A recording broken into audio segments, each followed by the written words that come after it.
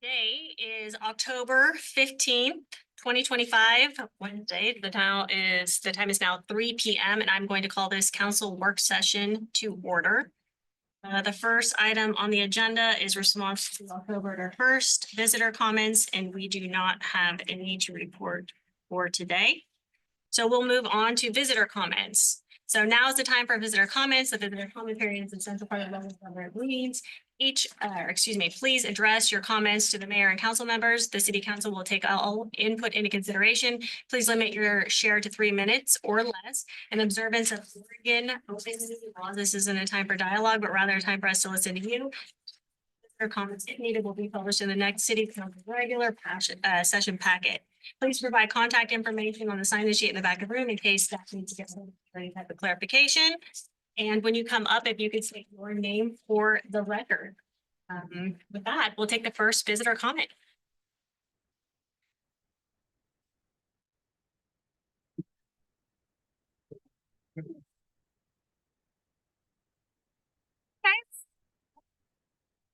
Your afternoon is going well. My name is Brittany Gaynor. Jake Cunningham. And we both work for Pig House Spud on the Roof. It just launched opening weekend of Halloween Town, so we were glutton for punishment, but it's been going well. I kind of moonlight there for fun, and Jacob has more of a role. Yeah, so I'm kind of the general manager in the company. Doing it for about a year now with my dad. So we're kind of just here to kind of talk about what we're trying to get done at the Roof. We know that our paperwork to obtain our liquor license was submitted to the city here September 2nd. But it's our understanding that there's been some oversight that has occurred. Unfortunately, our approval from all you guys hasn't made it on the agenda the last couple city council meetings, unfortunately. So we've lost out on some money. We've been trying to capitalize on the tourists that are coming in, and although we've done that, we have lost, we estimate, anywhere between about $4,000 to $7,000 just in the last 3 weeks. Because we don't have our liquor license. So we're excited to see it on the agenda for this afternoon or this evening, I think. So we're hoping that kind of gets streamlined. But our real request is, with an approval comes a monetary obligation from Pig House Spud. And we are just asking that you guys consider waiving that fee and or significantly reducing that fee to us, because we've already lost quite a bit. So we just appreciate your consideration to this. Obviously, in today's economy, people don't always have the money to go out and eat, but when they do, and be in a new business here, and everybody's super excited, we get people that ride the elevator all the way up to the 4th floor, and then we're like, we don't have alcohol, and it's been quite a contention for quite a few people. I mean, quite a few people have said, well, we'll come back when you have alcohol. And that's money that we're missing out on. People want to enjoy the view, especially on a beautiful fall day like this, and enjoy a beer with their burger, which I get. So if you guys would just consider maybe waiving that fee to us once it's approved, we'd greatly appreciate that. Thank you.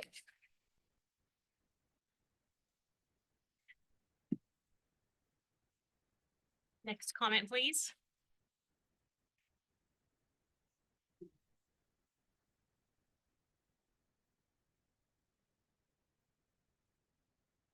Brady Preheim. So I see that Paul Vogel is here to do an annual report, but he's not here, so I don't know if he's still coming. But I think the question you should ask him is how the city has an anti-bullying policy. Paul Vogel has bullied his staff and the staff of the port. And the executive director for the PUD, Michael Sykes, has called for him to be placed on administrative leave because of his actions and his nasty texts. And I think that you should bring that up. And I think you should consider leaving the Columbia County Economic Development Team until they've replaced their executive director.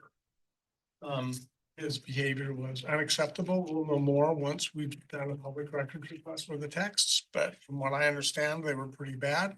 Enough for multiple people to be concerned, and including Mike Sykes. So I hope you will ask him about that when he's here for his annual report, see if has that in there. I also know that you're here to review the contract with Treadway and extend it. Which is hard to believe since that you haven't even seen how well they're going to do this year. They have some very substantial requirements for income and contribution to the city, and you don't know if they're going to meet those. So how can you review a contract and extend it when you don't know if they're going to meet their terms of the contract that they've already done? And what happens if they don't?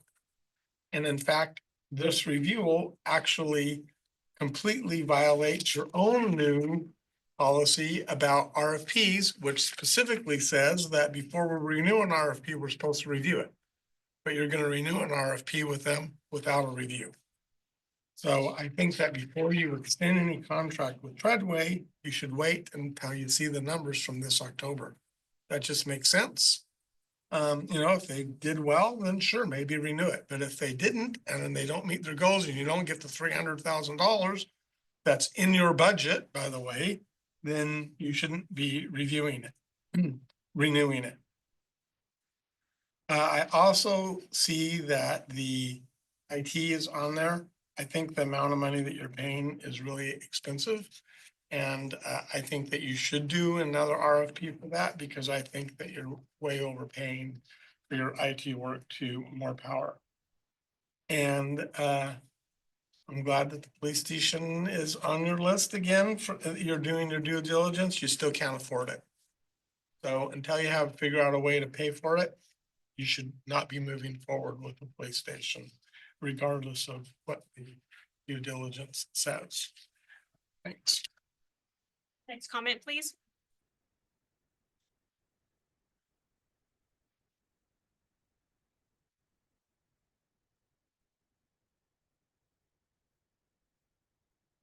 Steve Topaz. I'd like to thank you people. You did a very good job of recording and presenting in the minutes Art and my presentation. Following up on some of that, there was an article in the South County News that we're proceeding with the hotel and apartments or condos on the waterfront. And I'd like to bring up, there was a slide that Art presented showing the huge contaminated plume coming from the mills going in front of the part that you should have made a lot of attention or paid a lot of attention to was the fact of how much the waterfront at that time was dock. Most of what we have now is fill. At that time, most of that area was contaminated with some very highly toxic material. And we have found, as we've dug the ditches or the sewer and water lines and other things down to the pump station, that there's a great deal of contamination under that waterfront. In fact, that brings up the same point that we try to make, that the presentation of Mo Forster said what was underground was less than accurate. And having permanent residence on top of that toxic material that's there is probably not a good idea. There was another point that the newspaper brought up, and I can't really say it was that definitive. It was not that good of an article. Is that the company was going to have a hotel, which was a destination hotel, and they were going to have these condos or apartments. And there was a presentation made about this a number of years ago.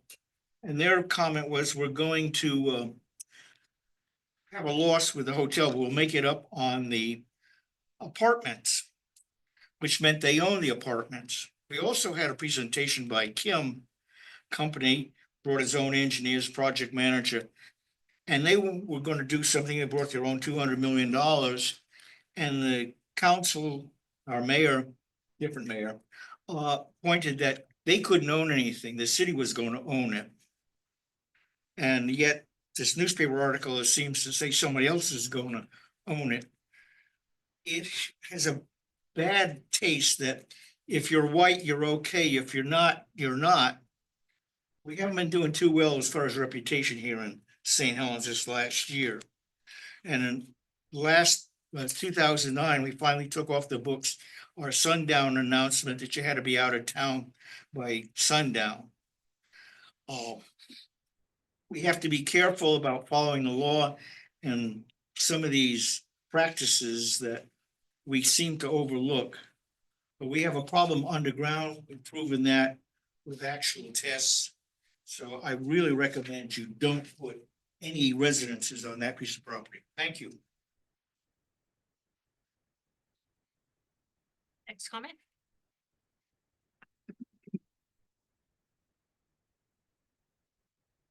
Mayor, council, John, my name is Erin Salisbury. I'm here as your president of the St. Helens Main Street Alliance. Wanted to,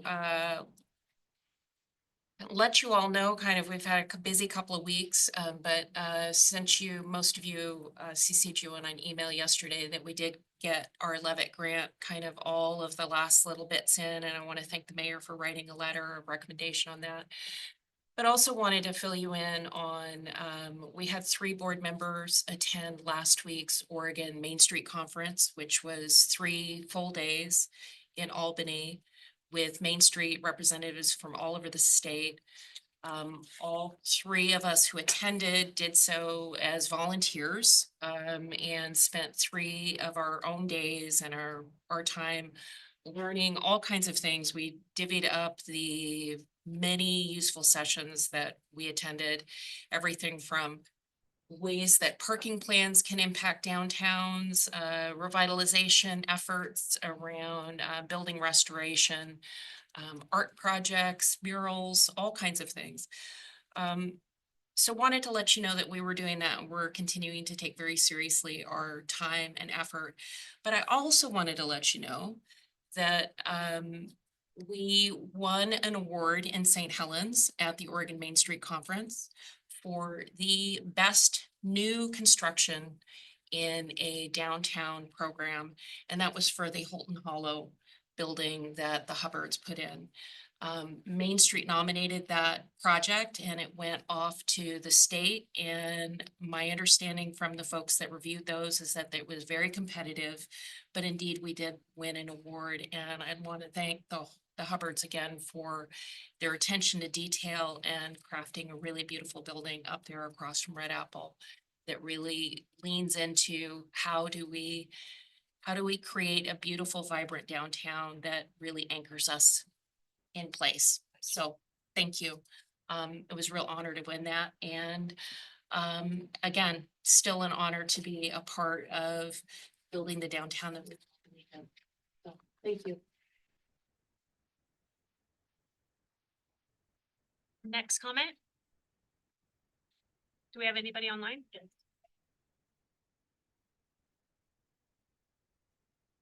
Steve Toski. Hello, council members, Steve Toski, citizen of St. Helens. I wanted to figure out why it is that we're having the Treadway contract on the calendar now, in that the jury's not out on the financials and how they really did. The council's contract, the city's contract with Treadway says that within 60 days of December 31st, the city needs to do a notice to extend the contract. And then the contract then says that afterwards, if a new contract is not agreed upon by January 31st, then the city has to go forward and choose a new contractor under its rules, state rules, or to take on the matter themselves, the contract themselves, the activities themselves. So I noticed Nick Helmich got some texts and said, we don't trust John. And I think that there's a lot of secrecy with John. And to me, I think you should go ahead with a notice of intent to renew, but you should not be authorizing John to renegotiate the contract. All the notice of the intent to renew does is to simply put a placeholder for further negotiations versus telling Treadway essentially you're fired. We're not moving forward with you next year. You're going to do something else.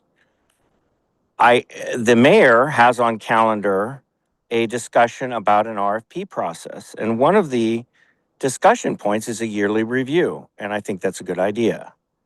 And so I think that what should occur today is go ahead and authorize the notice of intent, but you do not need to negotiate or to authorize John to negotiate another contract. What you should be doing is negotiating John to be figuring out a way to have an actual review of Treadway's performance. I'm very concerned about a number of financial things that we need to look at. Treadway has taken the website and has trademarked it. So basically, they have essentially trademarked our property. And I did not want to bring this up as a public concern. I had actually done a public records request about it. But I think that a review is in order, and I think go ahead and authorize the notice of intent, which simply says you've done a good job. We're willing to negotiate with you, but do not authorize John to negotiate another contract with them until we see the financials, hear from our businesses, and have a discussion about how things are going to go next year. Thank you. Anybody else online? No. Okay. All right. Yeah. Okay, so that, we also are going to add no, John, you're gonna cover the rate part, right? You're gonna discuss that in yours. Yeah. Okay, so we'll move on to discussion topics. So quarterly reports from city departments, divisions, building and planning. I think, Jacob, you were up on that one. Sure, Just hover in the room cover. for a question. Yeah, welcome. Did you guys have any questions or comments on any of the staffing reports? Like super comprehensive. Anybody had any comments? Question on your archiving? Yeah. Are you microfishing that when you archive, or how does that work?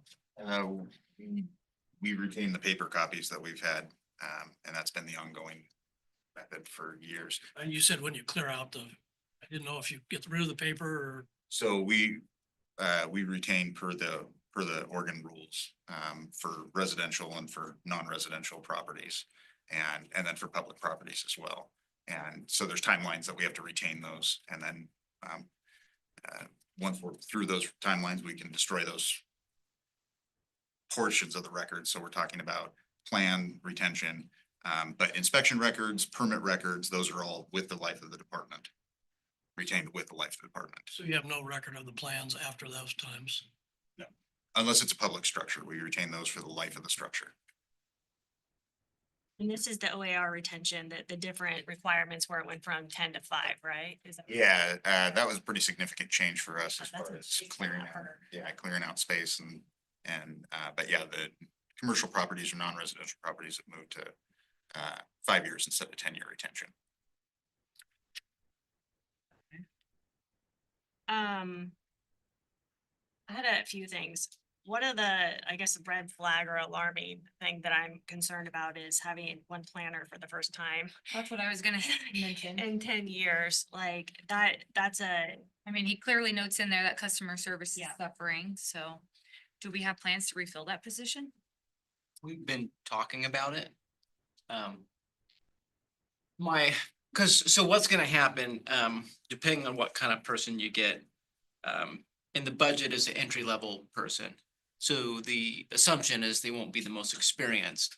So like my capacity will be here with a new person, with training and kind of getting up to speed, it'll lower, but then, it'll reach above that. So the hope is that trough of productivity occurs in the winter. That's a good time to be able to get someone up to speed. So spring, summer, we're ready to conquer. Do you have like, so based on the current planning application reviews, do you have any contrast or comparison of like what it used to take, like how much more time it's taking now with you being a single person versus when you had additional help? I don't have, um, I don't have a good measurement for it. There's some efficiency in that I'm not answering, someone else's questions. It's just me doing all the work. And I think probably one of the biggest weaknesses is, questions, permits, keeping up with all that. It's the project stuff. The customer service part suffers because, in some cases, I'm a couple weeks, getting a good answer, but it's the project stuff. And that's my long-term concern, is getting behind in projects, because there's a lot of stuff we want to do, right? Don't want to just keep the permits flowing. We want to advance other things, some of what I talk about in the report. And with all that spiel, I forgot your question, so I'm sorry. No, it's just basically, I was looking for any type of like matrix, like a contrast comparison of like how much time it's taking you being a single entity versus when you had help. Because, if people start complaining on, I'm gonna say a lack of customer service, not your personality clearly, but just how the time frame, right, the turnaround of things, like we have one person instead of two. I just don't know, like, if every project's different, plans are different, everything is different by case basis, but just in general, like how much it's impacting. So you probably can't answer that. It's tough because, there's been some times where, commercial project, industrial project, subdivisions, it's the development is stacked. And if we were in that kind of situation, I would probably look a lot older than I do right now. We're fortunate. It's kind of weird to say that there's still things happening, but it's not, like, holy cow. I think the frustrating part for me right now is just doing my core job and then trying to help John with stuff like Project Arcadia. That's a little bit of, hair pulling, just because there's a lot of details in there. Obviously, we want that to be successful and the Arcadia folks to feel like they've gotten what they need, but then there's, just the day-to-day stuff too. So I guess the follow-up question to that I had would be, what impact might this have on housing production or business permit timelines? Like, what goes along with that? You can't really answer that. Yeah, I can answer it though. So the first time I ran solo here was after, the Great Recession. So, Skip Baker, my predecessor, who I worked with for a few years before he retired in 2010. So he retires in 2010. The budget's starting to get really bad. Okay, great. Well, I still have my job at least. And that worked for a while. But then we started getting building permits and stuff in. So I go back to that time period because things started really ramp up. And I remember, and I'm not at this point now, I had piles of building permits on my floor that sat there for more than 30 days. And I remember there were starting to get complaints. I think right now I'm not too far behind as far as keeping things moving. But sometimes it doesn't take much. One complex subdivision with attorneys and angry neighbors and a lot of details that, just something like that can suck a week up where you don't get anything else done. I guess, it made me think, and the last thing I ever want to do is to put any, extra burden on staff. I think this council from the beginning in January, it's like, how can we be more efficient and help staff and not create more issues? But one of the things I was wondering is how difficult would it be to have some type of performance matrix? And I don't mean that on customer service. I mean like the time frame, right? How long it actually takes to turn over things so that when it comes time to looking for FTEs and how we can, discuss that, like, we don't have anything is what I'm trying to get at. We don't have any matrix besides people, maybe you saying that your staff. I'm trying to get more information that could help us help you and get the citizens to understand that we also need other FTEs, is what I'm trying to get at. Yeah, well, it is in the budget. Oh, well, we had Jenny's in there, right? That's, yeah, Okay, yeah, it's still there. It should Okay. still be there. fair enough. We just need to find the right person then. Yeah, Address then. I think, what was put in the budget was a entry level planner. Obviously Jenny wasn't, she had been here a long time. We knew of her departure well before July. And, in my discussions with finance, that's what they put in the budget. And then I had a couple questions on the permit. So it looks like if I was reading that correctly, we had 93 permits in the quarter, so a total of roughly $67,977. And that conducted 310 inspections. Is that right? Well, did I That read would that? be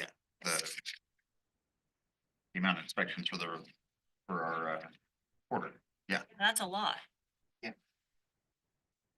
I feel like I was kind of surprised by that number.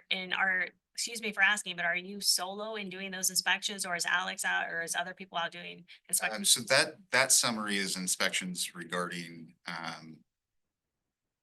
that summary is inspections regarding everything building permit. So there are, for instance, on new builds, engineering goes out for an inspection. Okay, got ya. there is This some- was like solely you, and I'm thinking you must be Superman The on. majority are performed by myself in the building division. Nice job. That's a lot of inspections. That is nice. And I was just kind of curious, is there any notable shifts in the types of projects that are being permitted, commercial versus residential? Do you have any goals on that? I mean, it's been pretty steady that residential's been kind of on the lighter side. Developments, and I would put some of that to the sewer capacity issues that we have in town. With that cost of those projects, so it kind of slows them down. So most of the work, it seems, this last year has been mostly commercial or non-residential work.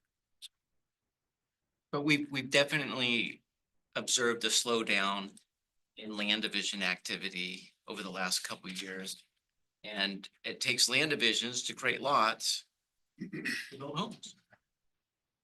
And it's a cycle. course. It's feast or famine. Yeah, of course, my concern is when the cycle comes back and we're That's the part I'm worried about. It's not being prepared. Gotta Get that person trained up. Is there anything that council can help or assist with?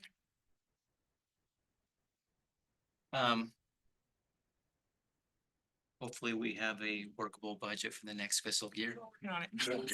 This is my time to ask for money, right? We know we have a lot of hungry departments. And just helping us survive via the budget, which we know has its challenges. We're definitely trying to work on that. But we also need to make sure that this department is running smoothly, and I mean, you guys are doing a great job for as lean as you guys are, so thank you. And thank you for the detailed reports too. And I've had a lot of conversations with John recently about the position and stuff. So we're actively talking about it. Be nice to get maybe some updates too. Okay. Else have any questions? Thank you guys so much.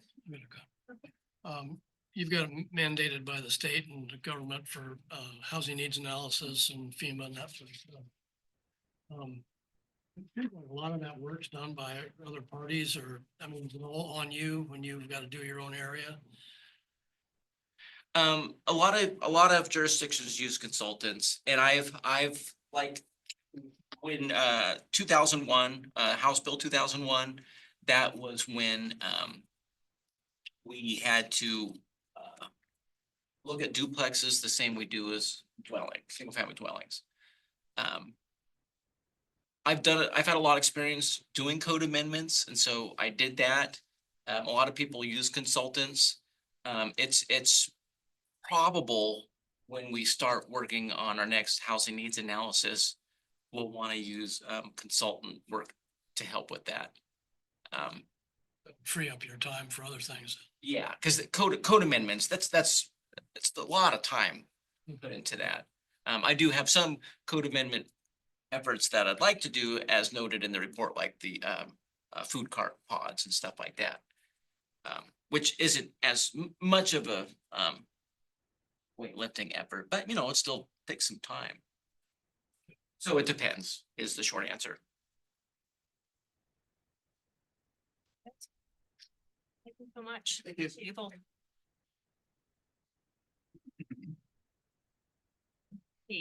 We have the presentation of Oregon Recreation Parks and Association Award for design and construction for the St. Helens River Run project. Thank you. It is.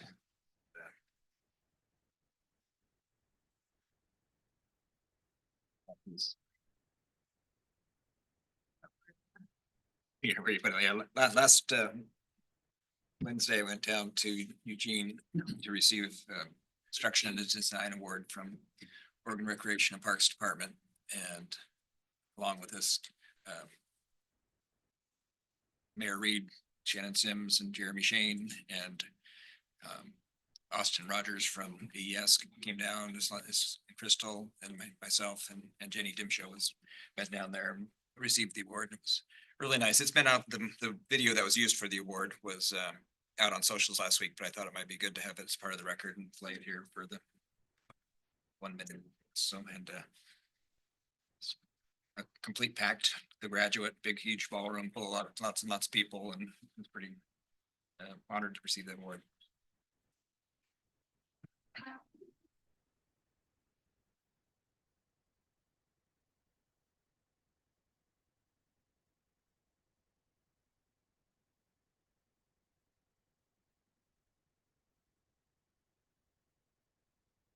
View Park started out with volunteer efforts. Park had a chain link fence, it was grass, it was very inaccessible. Yeah, the community access portion of this project involves a lot of improvements to accessibility, so people of all abilities can use the park. The main goal of the Riverwalk project was to reconnect the community with the river. So that's what we did. In 2015, the city opted to acquire the former Boise Cascade mill site with the intentions of expanding it for public access and use and The enjoyment. city has momentum by completing phase one. I think the community sees the benefits of the Riverwalk phase one now that it's constructed. They can really see what the potential is for phase two. You know, you walk out onto the site and it's got equally beautiful views as Columbia View Park did, and you can really just see the opportunity. And I think it's a really exciting time for St. Helens with the redevelopment of the site and also the furthering of this Riverwalk project. We went through a very vigorous process as far as public involvement and understanding the environmental issues on the site, really with that end goal of preserving our community's access to the riverfront.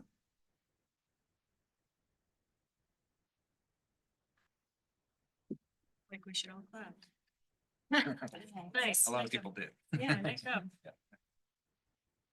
Congratulations for everybody that has worked on that. Nice job.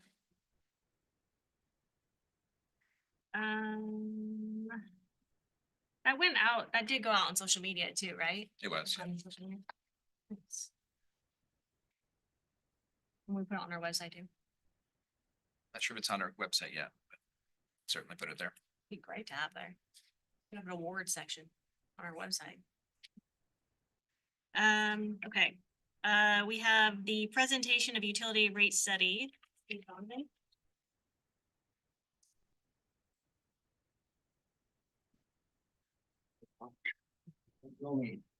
Been a while. Hi. Steve Donovan, 9600 Southwest Oak, Suite 335, Portland, Oregon, 97223. Here today to get in front of you as quickly as possible.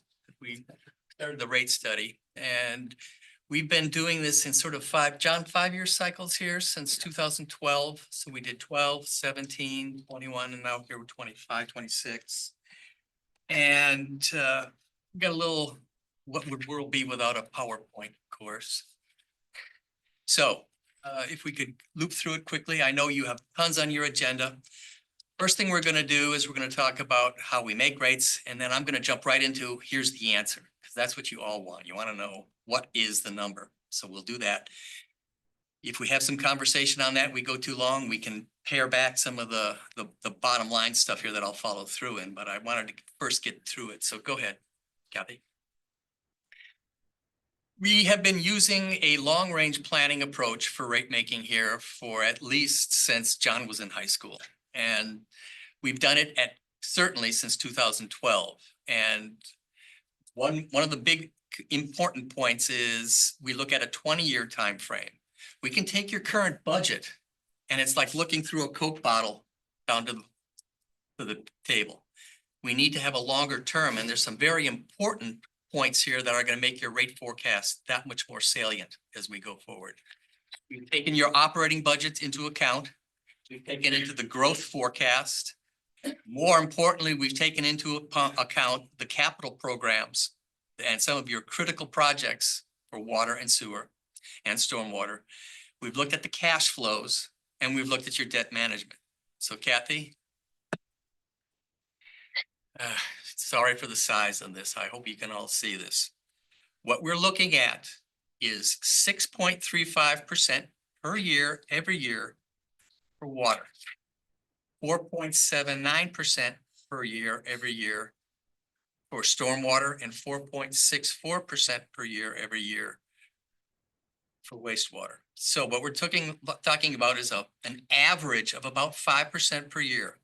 It's cold comfort for you, but your neighbors are facing quite a bit higher because you've been keeping track. You've been keeping up with it as best you can. We've got some now near you that are facing some really, really big increases. Over in on the other side of the river, there was a community that just did a 20% rate increase. So what we're talking about is the average customer right now, look at your water bill, water, sewer, stormwater, before any other charges, just the utility charges, is $143 a month. We're proposing on July 1, 2026, starting with your next budget cycle, that would go up to $151, $150.82. So that would be an increase of about $7.72. What do you think? Really, that doesn't make me happy that we have to increase it at all. I mean, Now, how can that be? You're saying, how can that be? Well, one, we've got existing debt service to be paid. Both utilities, particularly water and sewer, have you have inflation that's been eating everybody's lunch. We've got ongoing operations and maintenance and capital replacement that has to be funded from rates. And we've got new projects coming online, particularly the capacity expansion program in sewer and our critical need for a new distribution reservoir in water. The good news is your engineering team has it planned out and they've given us cash flows on what we expect to see on that. About $25 million on your capacity expansion project in sewer and another $15 million for the reservoir, 15 million or 5 million gallon water reservoir. We've got a funding plan for those and that's incorporated into these rates. That's why you see level rate increases going on. We've got a funding plan to get those projects done and on the ground. You are critically in need of distribution capacity in your water system. And you know, we've been talking about this since at least 2012, the choke points in your sewer mains and your transmission system. Go ahead, Kathy. We'll go through the next slide and start walking through this. On water, the good news is because you've been diligent and been raising rates slow and steady over the last several years, you've brought yourself to a position where you've got some powder, you got some dry powder to work with, and you should be congratulating yourselves on this. Councilor Gunderson and Chilton, you were here in 17 when we talked about this, and it sucked then, right? Did. So you've got an operating fund beginning balance of about 3.6 million. That's dry powder.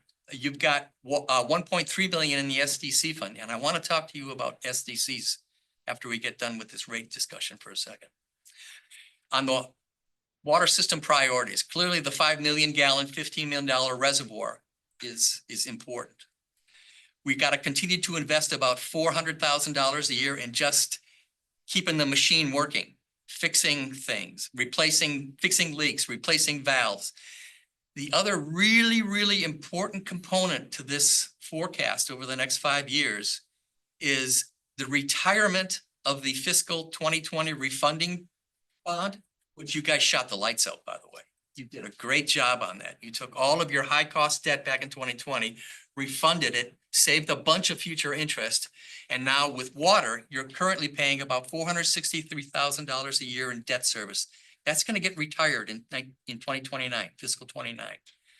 We're going to replace that with new debt service on the 5 million gallon reservoir. And my estimate is, based on my analysis and what I think the funding would be, it'll be about $1 million that you're going to replace the 463,000 that you've got now. That's really important from a rate perspective. That helps us manage the rate profile. If we weren't able to take out that 463,000 and we just layered another $1 million on top, my 6% rate increase on water would be a whole lot uglier. So, and it's driving Mohammed absolutely nuts. His head is exploding right now because we're saying, I can't really let you start doing anything until I can take out that 463,000. Then I can replace it with the $1 million. But in the meantime, he's got to design, he's got to construct. He's dancing on eggshells because I'm making him crazy to get a clean looking rate profile. Go ahead, Kathy. Now, this chart is the water rate profile, shows what it is now on an average monthly and what it would be in the future. Remember in 17, this chart, what we showed, you were back in 17, you were really some of the higher water rates in the region. Because you've been steady since 2017, some of the other communities around you have eclipsed you. And look at Portland. I mean, I guess that makes you guys look like superstars because they've got to create that water treatment program for their city. So go ahead, Kathy. Let's talk about sewer. More good news. You've got 4.7 million in beginning fund balance in the operating fund and 2 million in the SDC fund. Problem is, this is a very complicated business to run. Sewer is always the most complicated, has the most risk. If I could get anybody to take over your sewer business, I would hand them the keys in a New York minute. We've been talking about this forever though. So the sewer capacity project, you are already in design for your basins. My only suggestion to you is please keep your shoulder to it. Don't let up. This is so critical to your future development. And by the way, this facility that you've got on your waterfront here is a jewel. It's an absolute gem. The rest of the state is absolutely proud of you for that matter, because we've talked about this at other places across the state, and you're kind of the hot button now for what's going to happen in urban development. Next thing is, how are we going to fund this project? We've got a Clean Water State Revolving Loan Fund that's dialed in for this. And that's a subsidized state loan, and you're already dialed in for that loan. And we think that's going to take out what you're currently paying on that. Remember that 2020 refunding loan that you did for the city? Sewer's paying about $565,000 a year now on that debt service. That's going to get retired in 29. We're going to replace that with about $2 million for this project. Once again, I'm driving Mohammed and everybody crazy because we're saying we can't start paying the new debt till you get the old debt paid off. So please design and build everything, but don't pay for it until I can take that old debt out, put the new debt on. So we're going to work through that. And that's the dance we're going to have to do. And this is like our own budgets at our own homes. You know, we juggle what we pay and how we pay it. There's nothing unusual about this. Go ahead, Kathy. Here is look at how close everybody is in the belly of that curve. Between $62 and $65 a month is almost everybody. And I'm working right now over in Scappoose, and we're talking about some increases there. They're replacing their treatment system. So they're facing significant increase. They've been doing 7% per year for the last 5 years, and we're probably going to have to kick that up. It's cold comfort to you, but everybody's in the same boat. Sewer is a very difficult business. Go ahead, Kathy. Stormwater, you should be really proud of yourself. Remember in 2017, stormwater was spending more than it was taking in. And we said, we're gonna have to raise your rates. And you guys really, really didn't like the idea of raising stormwater rates, but you did it. And now stormwater is on a reasonable footing. It's never gonna be a pulling guard or a big player in the game, but you've got $1 million in the operating fund. You've got about 619,000 in the SDC fund. We got some big storm drainage problems in the city, particularly in your main trunk systems. But the strategy here is to operate and maintain the system to achieve maximum efficiency. $200,000 a year in cash for line replacements, for CCTV going through the lines and TVing them, and then $50,000 per year for small works and investigations. The 5-year average is about 4.79% per year, and you're currently on a $17 a month basis. That's the current rate. Go ahead, Kathy.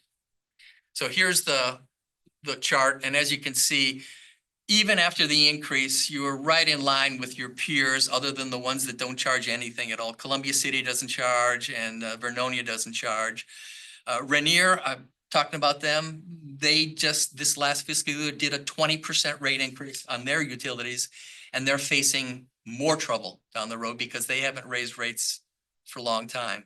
And John and I have had this conversation for years. Slow and steady wins the race, and you've been on that track. You've got yourself in a good position. If you can stay the course, we will be able to get the capacity increases you need in sewer, and we're going to get that darn distribution reservoir built. Go ahead, Kathy. So here's the bottom line. We're talking about $153 going up to $161 on those two charts, and that includes the general services fee that you have right now on your utility bill. So that's the total nut, including the service fee for the police station. So you're still in a relevant range relative to your neighbors. That's cold comfort to you. It's still a lot of money. We get it. But you also need the infrastructure to make growth happen. Go ahead, Kathy. So now SDCs. I think everybody knows what SDCs are here, right? I mean, you've all been around the block. So who pays them? New development pays it at the time of permit issuance, and consists of 3 components. A reimbursement fee, which is a fee for buying into built capacity, an improvement fee for planned future capacity, and then a small fee for compliance. Use of them is very restricted under state law. They are only used for capacity increasing capital improvements, can't be used on operations and maintenance. And there's also annual reporting requirements, which you have always complied with. And Gloria's been doing it forever. She's complied on this stuff. Bottom line, the policy issues. And I know every place I go, we're struggling with this now because of our need for workforce housing and multifamily housing. And how can we help with that? Yes, you can waive SDCs if you choose to. If you waive SDCs, that by definition means you're having your ratepayers and your taxpayers subsidize the growth. That could be a perfectly legitimate policy call on your part, but you have to be aware of it, that your ratepayers will subsidize growth because growth won't be paying for growth. And I've got 3 cities right now who have had kind of war stories. I've got a pump station to nowhere. Pump station has supposed to be built with SDCs. They were waived on a particular development. The city had to go and build the pump station before the development could occur. They built the pump station and then the developer lost his financing. So the development never built. And the city had to eat the cost of the pump station. So tread carefully, and I'm with you guys. How do we get workforce housing built without priming the pump? How do we help? Because the private sector can't be held responsible for building everything, particularly when they can't build housing, workforce housing, because it costs more than the rents that they can collect on it. We all get it. So I don't envy you folks, but our costs as public agencies don't go away. And the infrastructure requirement to serve the new development has to be there. Go ahead, Kathy. So here's where you are relative to your peers. Your SDCs right now are really pretty low. We're gonna be revisiting them. And we'll get back to you in a couple of months with an answer. My guess is that bar is gonna move up to, toward the Forest Grove range, something lower than that. The reason that you've got Cornelius, Forest Grove, Hillsborough, and Portland is a big chunk of their lines is $10,000 per household for transportation that comes from Washington County. They've got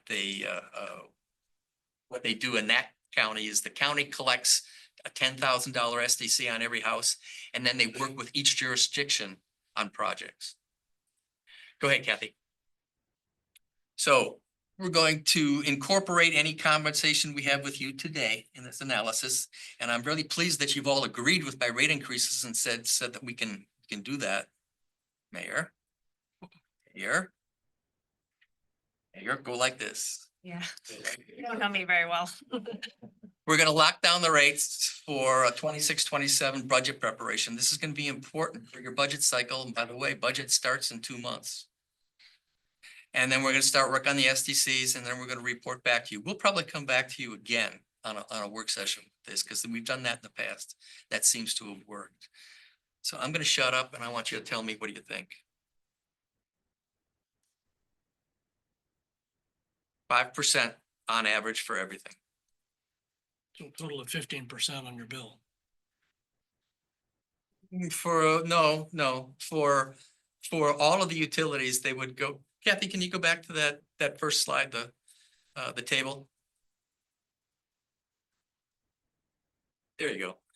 We're talking about 5.4% overall, going from $143 to $151, $7.72, a total increase of 5.4% on all of the utilities. That's on the weighted average between water, sewer, and storm. I'm feeling really, really good compared to what we had to come to you in 17. Because in 2017, we were in trouble. And you guys, you shouldered it. You carried the water up, carried the water.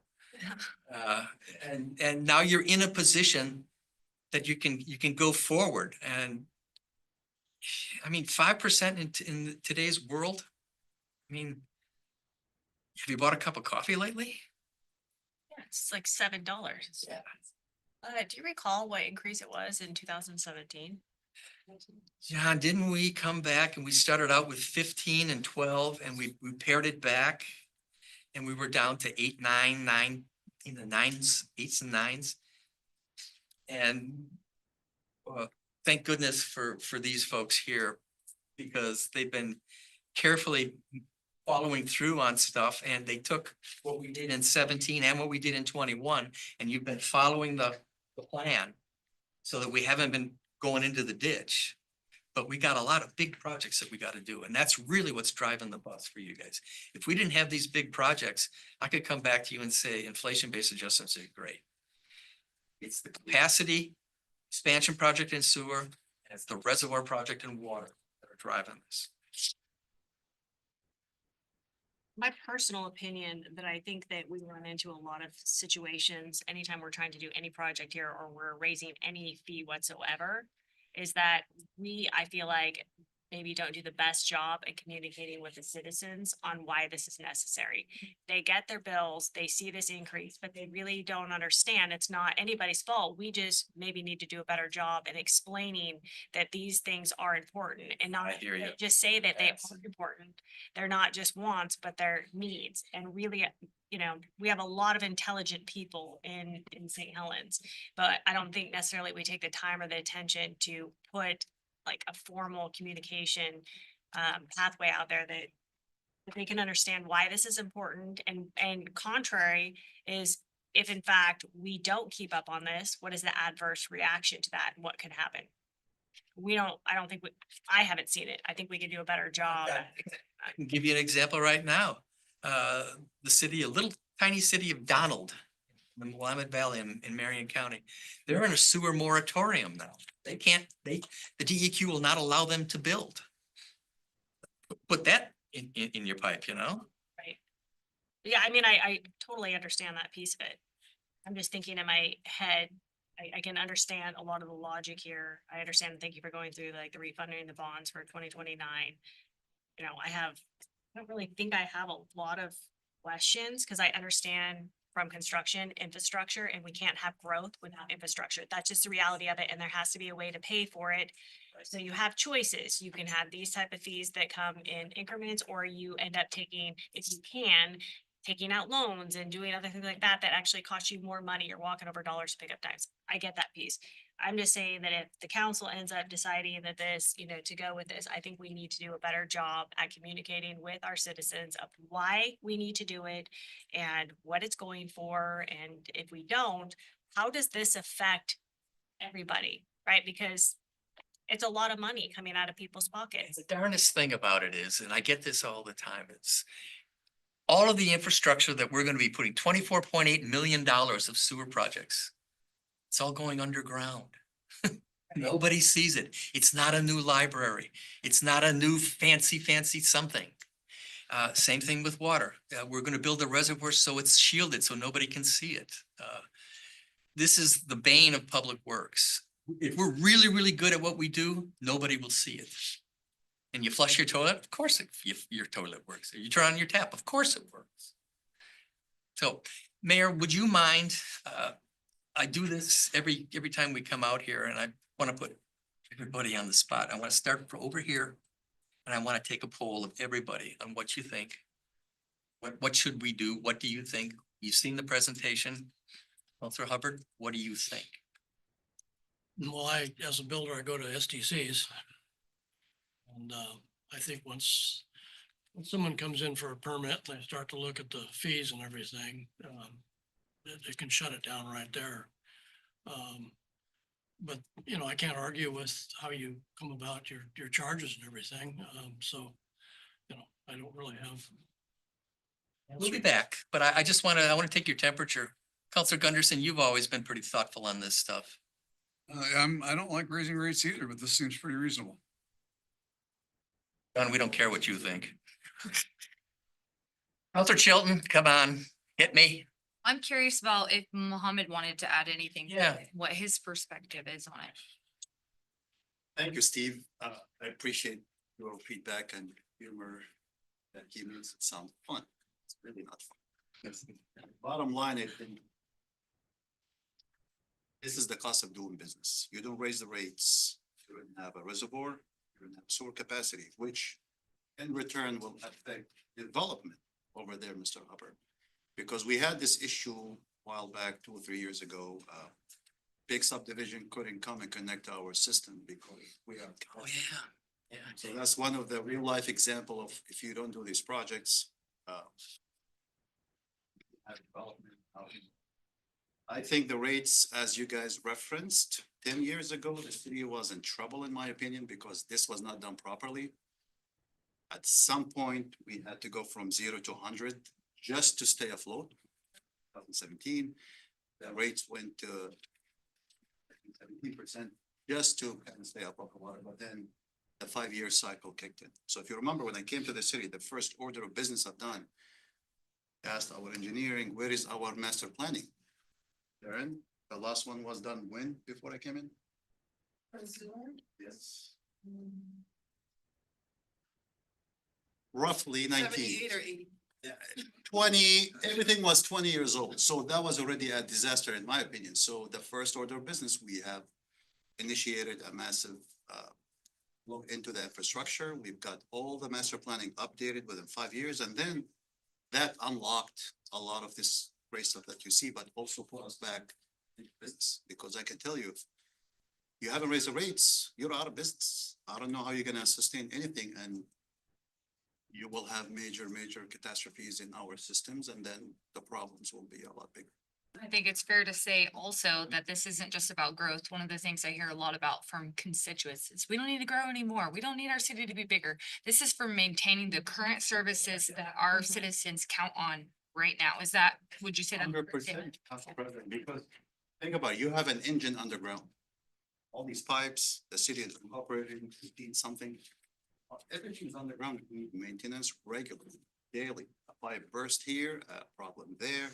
we've had a great, throughout the project, how many issues we had with sewer and all that has to be replaced. Just think about sewer. You've got acidic water going through steel pipe buried 15 feet underground.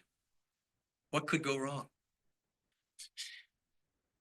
I think the key point that you mentioned, Donovan, these are all unfortunately not parks, the library is above, right? People don't see it, it's underground. When everything is working, people are happy. The moment you have a problem in your bathroom for drinking water, you got in the newspaper. Backyard floods and you're upset. Then that's where all this stuff, it's all. I think the other piece of it, just coming from construction background in general, is that when we have a failure as a lack of maintenance, it's generally catastrophic. And yeah. not only that, it's exponentially more expensive to repair it at that time.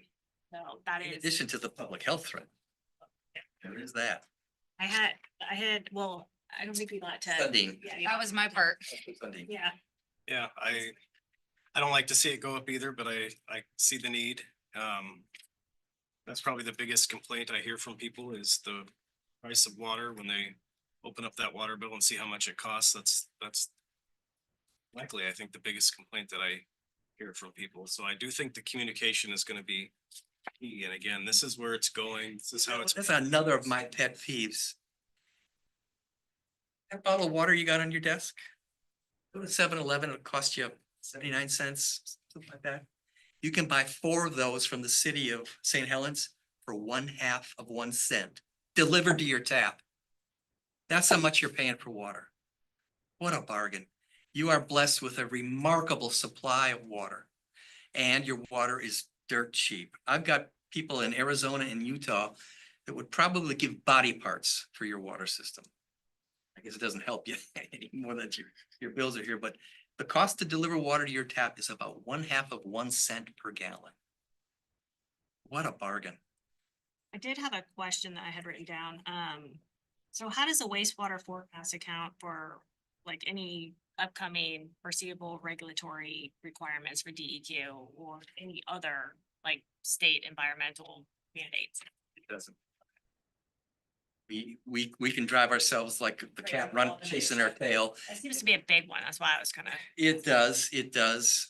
You're also blessed with a remarkably good wastewater treatment system that was originally sized for Boise Cascade. And we kept, so you're blessed with that, but you're also cursed with having to run a wastewater treatment system. I know you've got a lot on your plate. We'll come back. I wanted to take your temperature. You got tons more on your agenda. What we'd like to do is get back to you, no actions taken today or requests.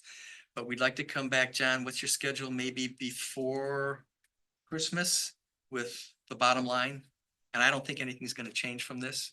And then that would be the numbers that we'd use to drive your budget cycle, which would get you going. And then we're gonna have staff bring presentations on the status of funding for the capacity management system in sewer, status of the loan. And we're gonna talk about the design and if you wanna come up and talk about it, the status of design and funding for the reservoir. And I think you'll have plenty of time to talk about that, but we do need to get a loan lined up for the water reservoir. We've already talked about it. Yeah, go ahead and talk about it. I think the council knows about the reservoir project. And so right now we're looking at $15 million for construction. We're siting the reservoir right now, and that's what we're doing right now. We have, I believe, 4 sites we talked about, well, 3. That's a potential. As we're doing the drilling, the geotech. We have a list of stakeholders that's going to review and go through the whole process of the site selection. Councilor Hubbard is on that stakeholder group that's gonna make that decision. We also have folks from the county as well that's gonna make that decision. So it's a really important project. We lost our 2 million gallon reservoir. Building it back at that location, it's not a viable option. And so we have a deficit right now in our water storage. And so we need to capture that plus, you know, for building to also account for that 20-year growth as well. So. Thank you.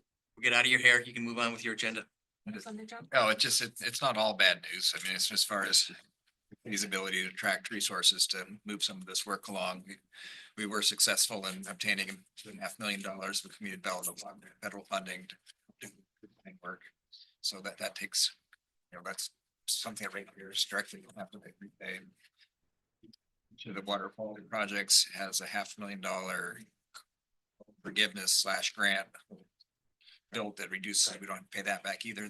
There, we've taken that into account into the rate profile, where we're assuming the loan forgiveness and on the SRF loan.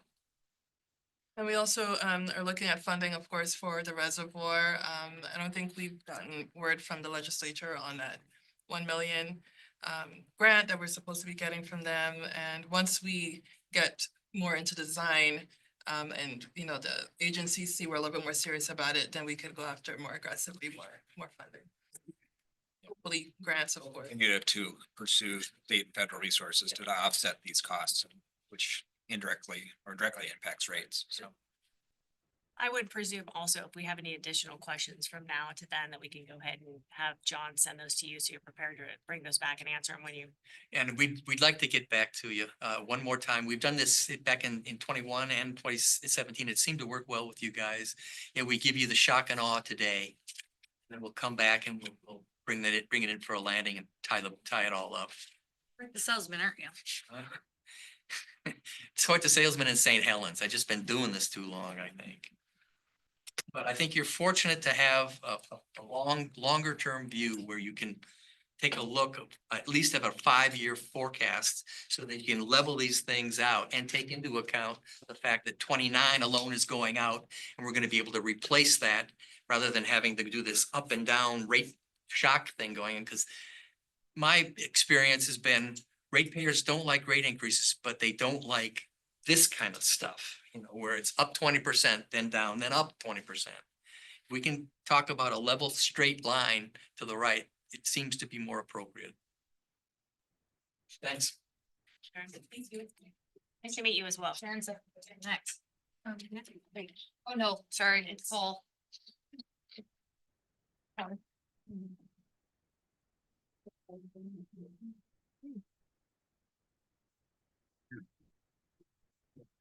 Always like to follow a guy who says, good news about sewer. Good afternoon, Mayor and Council President. Paul Vogel, Columbia Economic Team, semi-annual report to the St. Helens City Council. We all loaded up, we're all loaded up. I'm gonna try and make it through in the Gunderson 15 minutes. Start. Okay, just a reminder, these are the programs that fit under our umbrella. I will tell you that there's one more program that we'll talk about later that needs to be added, so we're gonna have to squish it to fix. Recruitment, retention, expansion, small business really is our focus and is capsulized there. We got a shaded area around Project Spice. I've talked to some of you individually about it. We did not get Project Spice for Columbia County. We were the finalists from the United States. There was a finalist from Canada. And in the end, they stayed in France, where they achieved about a 40% reduction in investment costs due to kind of their massive utility footprint, and a number of other costs. And in the end, I did about an hour-and-a-half debrief with them. And in the end, the power was an issue, and it wasn't just power supply. They have a national electric utility. They're a massive user. They've got clout, they've got leverage, and they got proximity. So we would have had to hit 160% of goal in order to get them to not cite it in France.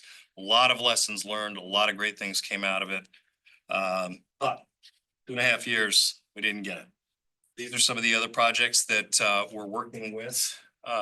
Some of them are native, they came here on their own. Others we've been recruiting, and they are still active. And we just had one site visit or 2 site visits today with a large lettuce and produce grower and packager based on the East Coast, wants to move to wants to expand to the West Coast. We look at sites in Scappoose and Rainier. It's about 500 jobs and a lot of transportation and other stuff. So another active project there. Next, thank you. We learned a lot about our energy picture under Project Spice. And we learned a lot about it under Project Sprint for the city of St. Helens. During that time, we had this brief window where Project Sprint was technically a semiconductor project because that's involved in solar cell manufacturing. We took that opportunity to apply for 2 grants. One, the semiconductor site readiness grants. One was the Castor substation grant to get that project started. And the other is for really a work group that is not, it includes all of our utilities. It includes a lot of energy partners, but it also includes community leaders and some local businesses really to better get us up to speed with the utilities. It's a very complex, very technical world so that we're better able to help.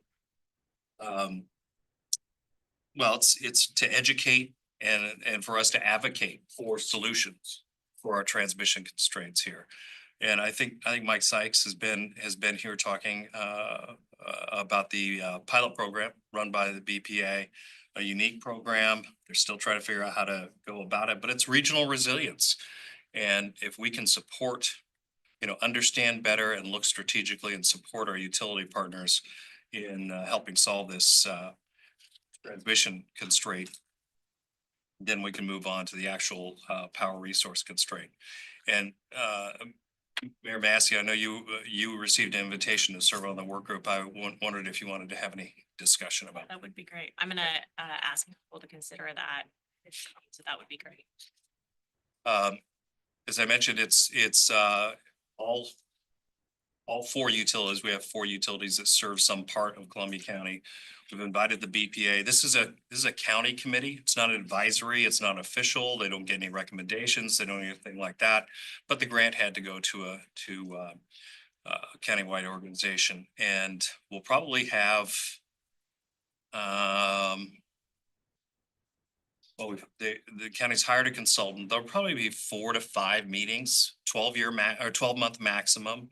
And it's really just to get as much information from the regional energy partners, NRU and PNGC Power and BPA and all the utilities to the extent that they can share what the constraints are and help us kind of find a pathway to advocate for priority in the BPA system. The BPA said, because aside from one customer site, all of our residential and commercial industrial customers are served by public utilities, which buy their power from the BPA. They have 67 gigawatts of requests just for transmission at the BPA. Oregon is 9 gigawatts. That's our whole load right now. They have 67 gigawatts of requests for future transmission. They have to sort through all that. We need to try and figure out how to be in the top tier. And we need community partners. We need customers, large customers. Rester Cap has agreed to serve. Ed Freeman from the Commerce Center has agreed to serve. And it's going to be a smallish group, about 12, and just kind of work through that and just be smarter and better prepared to be advocates. So, and that window closed with Sprint, so we won't get that grant again. Tourism, of a lot going on in 24-25. You see a couple things there. The Oregon Tourism Leadership Academy actually had its 4 or 5 year reunion here in Klondike, at the Klondike in St. Helens, because the owner of the Klondike, Holcomb, was a member of the last class. We have 2 nominees for that class from St. Helens for this coming year from Tap Into Wine and Crooked Creek Brewing. So this is all about just trying to keep building the tourism ecosystem in the county. We also sponsored a workshop at the Governor's Tourism Conference led by our branding agency, who, by the way, is working with about 5 or 6 other businesses in Columbia County and the Main Street Alliance. This is some of the grant activity for 24-25. I will tell you that the one grant we didn't get was $150,000 for marketing for our branding. So we will stay after that and go after the next opportunity. It's very unfortunate. We're trying to find some other sources. Strategic investment, we have one of these opportunities every year. This one was given to the St. Helens Main Street program to help bring people downtown and help create ownership around downtown, not just visitors, but people from St. Helens, your downtown. This is your downtown. Why does that matter? Well, you just did a fantastic job on the riverfront. And it is a destination to come down to the riverfront, and it is being talked about, and people are traveling here just to see it. So this is a great time for the Main Street Alliance to be really launching up on your downtown. What's underway now? Value of tourism campaign to get people to understand that it's not only okay, but good to take tourist dollars because it helps keep our small business economy stable and running. There's a photography library that's underway. We've hired a really remarkable, kind of an interesting styled photographer. Focused a lot on Main Street as well as St. Helens, but also all over the county. And we'll have that ready for review soon. I've just seen the first tranche of it, and great work, absolutely great work. There's an upcoming strategic investment grant, which we try to spread those around the county. Vernonia's had one, Clatskani's had one, St. Helens, Main Street's had one, and we'll see who gets it next time. Here's your opportunity. If you haven't downloaded the Wander app and the Keep It Local app, please do now. Small business, about 60% of what we do is small business. And in July, we underwent a transition and a rebranding. We withdrew from the Oregon Small Business Development Center network, statewide network.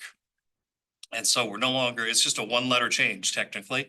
SBDC, we're now an SBRC. You may recall when we set that up and were funded with ARPA dollars from the city of St. Helens was the first one in. All of the other cities contributed as well. It was for a small business resource center. We didn't expect to be invited into the SBDC. We did get invited in. There were some advantages. There was some SBA funding. There was some statewide funding, but every other SBDC is hosted by a community college. That's their model. We weren't. We were hosted by us as a small independent. And it was a square peg in a round hole. We learned a lot, but it just was not a good fit. And there was a lot of pushback and restriction on us being agile and doing things that we wanted to do that are frowned upon by the SBA and their cohorts. So we withdrew respectfully. We're all still friends, but we rebranded as the SBRC. These are the numbers that you can see. From 24-25, a lot of activity, 130 new clients in 24 alone, over 350 clients. The important thing is 40 plus clients, 5 hours of advising. That means somebody who's succeeding, who's making progress and continuing to get advising as they launch and grow their business. This is a little more, that's the numbers, this is a little more reflective of the businesses themselves. In the education, 26 workshops, lunch and learns. We do those all over the county, in every community and online. We had 4 part-time advisors. We scaled that back when we withdrew from the network, but we're getting funding now that we're going to be able to start adding them back in. We had a small business resource fair this last spring that was extremely successful in getting some folks networked and bringing in resources from outside the area for exposure to local businesses. And next, what's coming up? So the Innovation Hub is the new box that will fit in our org chart. That is actually doing what we're doing with the SBRC and with Grow, Keep It Local. and more only on a regional basis. So we're setting up an innovation hub for Columbia, Clatsop, and Tillamook County. We're the only region that has not had a state innovation hub for the last 3 years. And we saw an opportunity. This is also helping us expand into the Portland metro region to the Oregon Entrepreneurs Network, Build Oregon, Venture Capital, Angel Capital, a lot of other resources, and get them connected. Secondly, OMIC R&D is also a center of innovative excellence, and the hubs and the centers are supposed to work together. And so we're already collaborating with with OMIC R&D to get outreach throughout the region. And they've actually got the better part of $1 million to do project work for local businesses for free. So can we show you how to 3D print this in titanium and make that part and get you launched in business, that sort of thing. So we're very excited about that. That comes with some significant capacity funding as well as outreach funding and money for us to be able to give to our partners throughout the region. We also got USDA funding for cohorts and sectors. That's what the network and the SBA didn't like us to do, is get, let's say you have 12 food and beverage businesses that need some help, need to grow, need to get smarter, need to get better, need to learn, grouping them together as a cohort. The SBA doesn't like that. They like one-on-one advising only. The USDA funding, we didn't get all of it. We got 80%, is allowing us to do cohort and sector advising and training, because cohorts are critical to entrepreneurs. The peer-to-peer learning is probably the most valuable aspect of it. And we're looking at a number of new alternatives in rural and local oriented funding that we just couldn't access before. Next, coming up, just did an AI for business class September. QuickBooks Online is tomorrow. Still time to sign up. I think we got 25 for the St. Helens one signed up, and going to be online as well. Co-Starters is a big new thing since we left the network. Co-Starters is a class essentially for business owners. It's either 10 weeks, an hour a week, or 2 4-hour days on a weekend. So that's the boot camp. The other one's the class. This first round is being funded by the Foundry Collective and Reinventing Rural. We've gotten trained in it. We'll be teaching it, and our USDA funding and other funding is helping pay for that, because it's important that we keep it to the model, that we keep it free. There's a notebook like this. It's a resource book. Keep it free for business owners is how they found that has worked really well statewide throughout the last 3 years. Again, QR code. You know where to send folks. That'll get you to the SBRC. It's a very quick intake process. All of that is all set up, just like with the SBDC. Get you started and get you scheduled for advising. Grow Greater began with St. Helens. We've been operating that for 2 years now, and have been able to expand it. Next slide. A big part of this is deployment of capital. So we've kind of mixed and matched pots of dough and put out $30,000 in technical assistance grants. The way those work is $5,000 max. You need bookkeeping help, you need marketing help. You pay $25,000, you find a vendor, find a service provider, find a marketer, whoever. Contract, you pay $2,500. Contract's done, we pay $2,500. Helps particularly startups get going and go get the help that they need so they can start up faster, because too many folks say, oh, I can do the books myself. Yeah, you can, but maybe get it all set up really well for yourself and then you run it. Or I don't know how to do marketing, or I don't know how to do this. We're getting a double impact from this, because more and more as we identify professional services in the area, more and more of the local providers are local. Providers to local businesses are local. So we're getting really double business impact out of that. 13 grow loans, $700,000, average of $50,000 loans. Those are low interest loans. It's a very low barrier to get in. And we had a count on this. I think 7 or 8 of the 13 are St. Helens businesses that have gotten these loans. E-commerce classes. And it's just it's a very metrics driven approach to this ecosystem development. We did our massive report for year 2. We got year 3 funding approved. We've got 2 more years, a slightly reduced level for year 4 and 5. We took a bit of a pause while we're waiting for the approvals and all that sort of stuff, but we're ramping up this quarter. And also through Grow, we were able to, Ford Family Foundation funds this. They also have a summer program for teens, mentoring and all of that. And we were able to actually be in the right place, right time, heard about something, got Shauna connected to it. And I think it worked out really well. And I think she's going to get connected to it again for this coming summer. So being in the right place and just meeting the right people. Next, Keep It Local, Columbia County. You're all familiar with that. What's new and what's next? We've got a breakthrough podcast that kind of goes across all our small business offerings and clients. It's small business stories, good stories, bad stories. Boy, did I screw this up, but now I know better. That kind of thing. It'll be a podcast. I'm not a huge podcast guy, but I'm looking at the numbers and usage and what people use them for. So we're going to give that a go. We're launching an e-gift program countywide. It's an e-card, and that'll get launched with the holiday campaign, usable anywhere.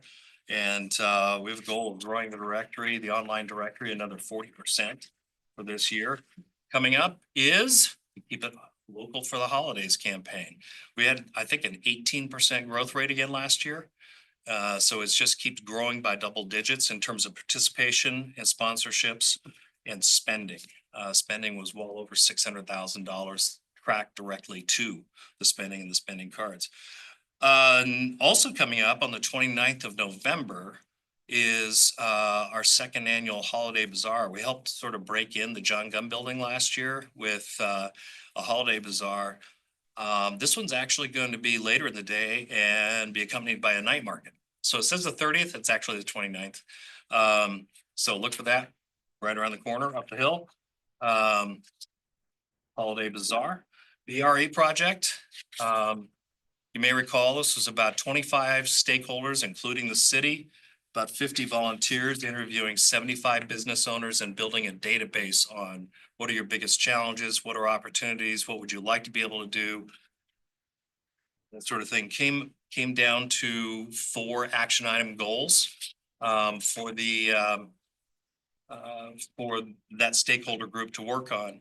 And the point is there's nothing about recruitment in this. This is all about paying attention to your local businesses and what it will take to keep them here, keep them operating, and help them expand. These are the 4 action item areas, and those are now underway to start working on those. And these are all volunteers. Nobody's being paid to do this. So far, everybody's staying highly engaged and got a work plan, and it's cooking away.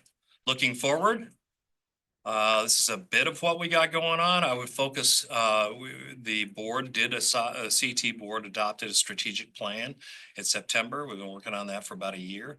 And that's got a lot of work to be done over the 3-year period to really grow and refine and improve our organization and deliver what we need to for the community. We've also got major grant submissions in that we have not heard yet. There's a technical assistance program grant from the Business Oregon we're waiting on.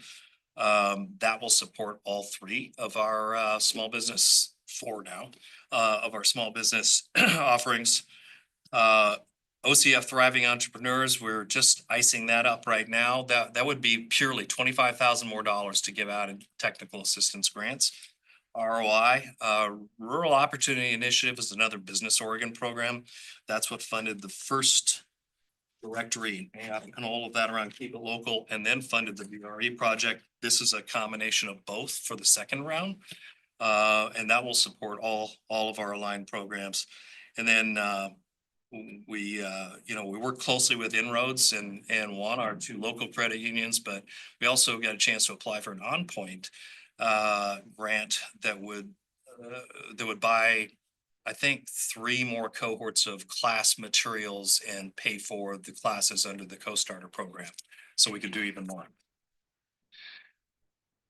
Opportunities and challenges are the same as they are for almost everybody in this state. We're working on the things that we can work on. We're probably not gonna single-handedly change the 30th spot in tax competitiveness as a state. But we do want to change the picture on manufacturing growth.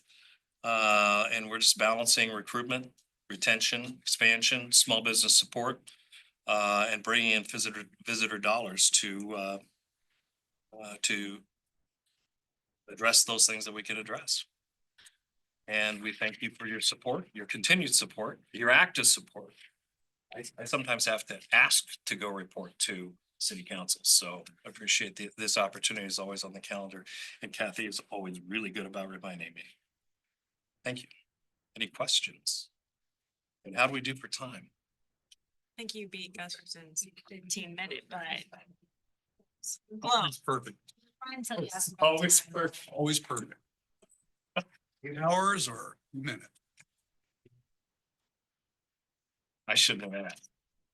Not have brought it up. Thank you. Well, good. All right. Thank you very much.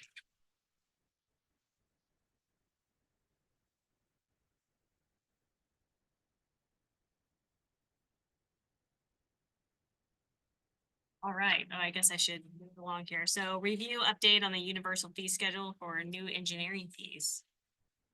Sharon, you're back up here with us. Should be quick. So we have 2 fees that we're gonna be, we're proposing to update on the engineering fee schedule. The first one is the for an erosion control permit. So that was approved and that goes live on Friday, actually. And so this is just the fees for that permit. So do you want me to go into detail on it or?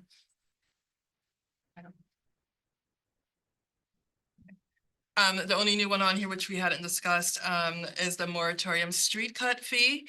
And so this one basically it's just a fee to discourage people from cutting into the new streets that we paved. So just a moratorium street. So there's a fee of $2,500 if they cut into an arterial or a collector street. I specifically broke out the riverfront district. Mostly because of all of the concrete paving that we have here, which is a lot more complex than asphalt. And so that fee would be $2,000 to cut into that, and then $1,200 if it's a local street. You got a moratorium, but you can if you buy the permit to do the work. If they get the waiver approved. Yeah, so if they get the waiver approved, there's a waiver, and then of course there's just a regular right-of-way permit, which doesn't cost very much. And then you would have this fee on top of that. And this fee basically will go into the intent is to go into the street fund to help pay. It's great. And your erosion control, dollar sign for 10,000 square feet. I want to clarify that. Just go ahead out. Okay, oh, right, I see it. I missed that. Thank you.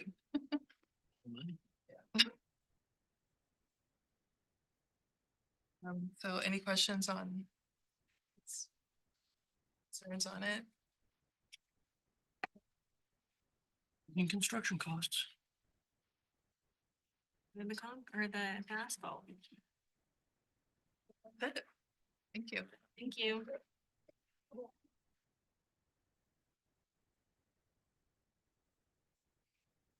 So that brings us to review amendments to St. Helens Municipal Code, chapters 13-2, Utility Service Administration with Gloria Butch. Hello there. Hello.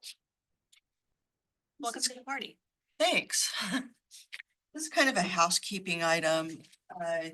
We've been and it's more about the processing of utility accounts through the month. So I believe it was around in 2019, the billing was changed from bi-monthly to monthly. And the administrative rules were updated by resolution. And those are attached to the universal fee schedule. So when we do our updates to the utility rates, then that is incorporated into that resolution for the administrative rules.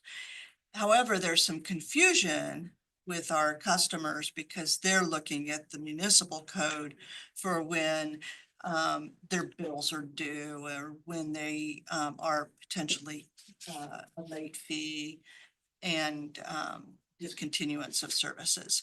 So what we needed to do was update the code to match the administrative rules. And but that's basically what all of this is. The redlined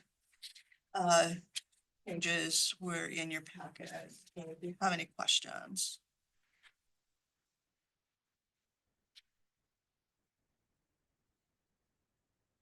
I like all the housekeeping that we're doing. Yes. Cleaning things up. Yep. Get rid of any miscommunication or ambiguity. Yep. Anybody have any questions on that? Seems pretty straightforward to me. Thank you so much. Appreciate it. Okay. We have number 8, review notice of intent to extend contract with Treadway Events and Entertainment LLC for 1-year extension. That's you, John.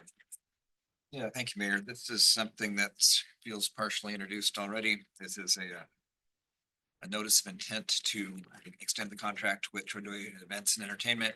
And the reason that we're looking at it now is that we shape that the events aren't done for the year and that there's outstanding financials and things of that nature. But for our contract with them, which expires December 31st, there's a 60-day notice period with an intent. Next meeting isn't until past that date, November, and we're bringing this to you to issue that notice of intent to comply with our contract, to have those negotiations with them on the renewal.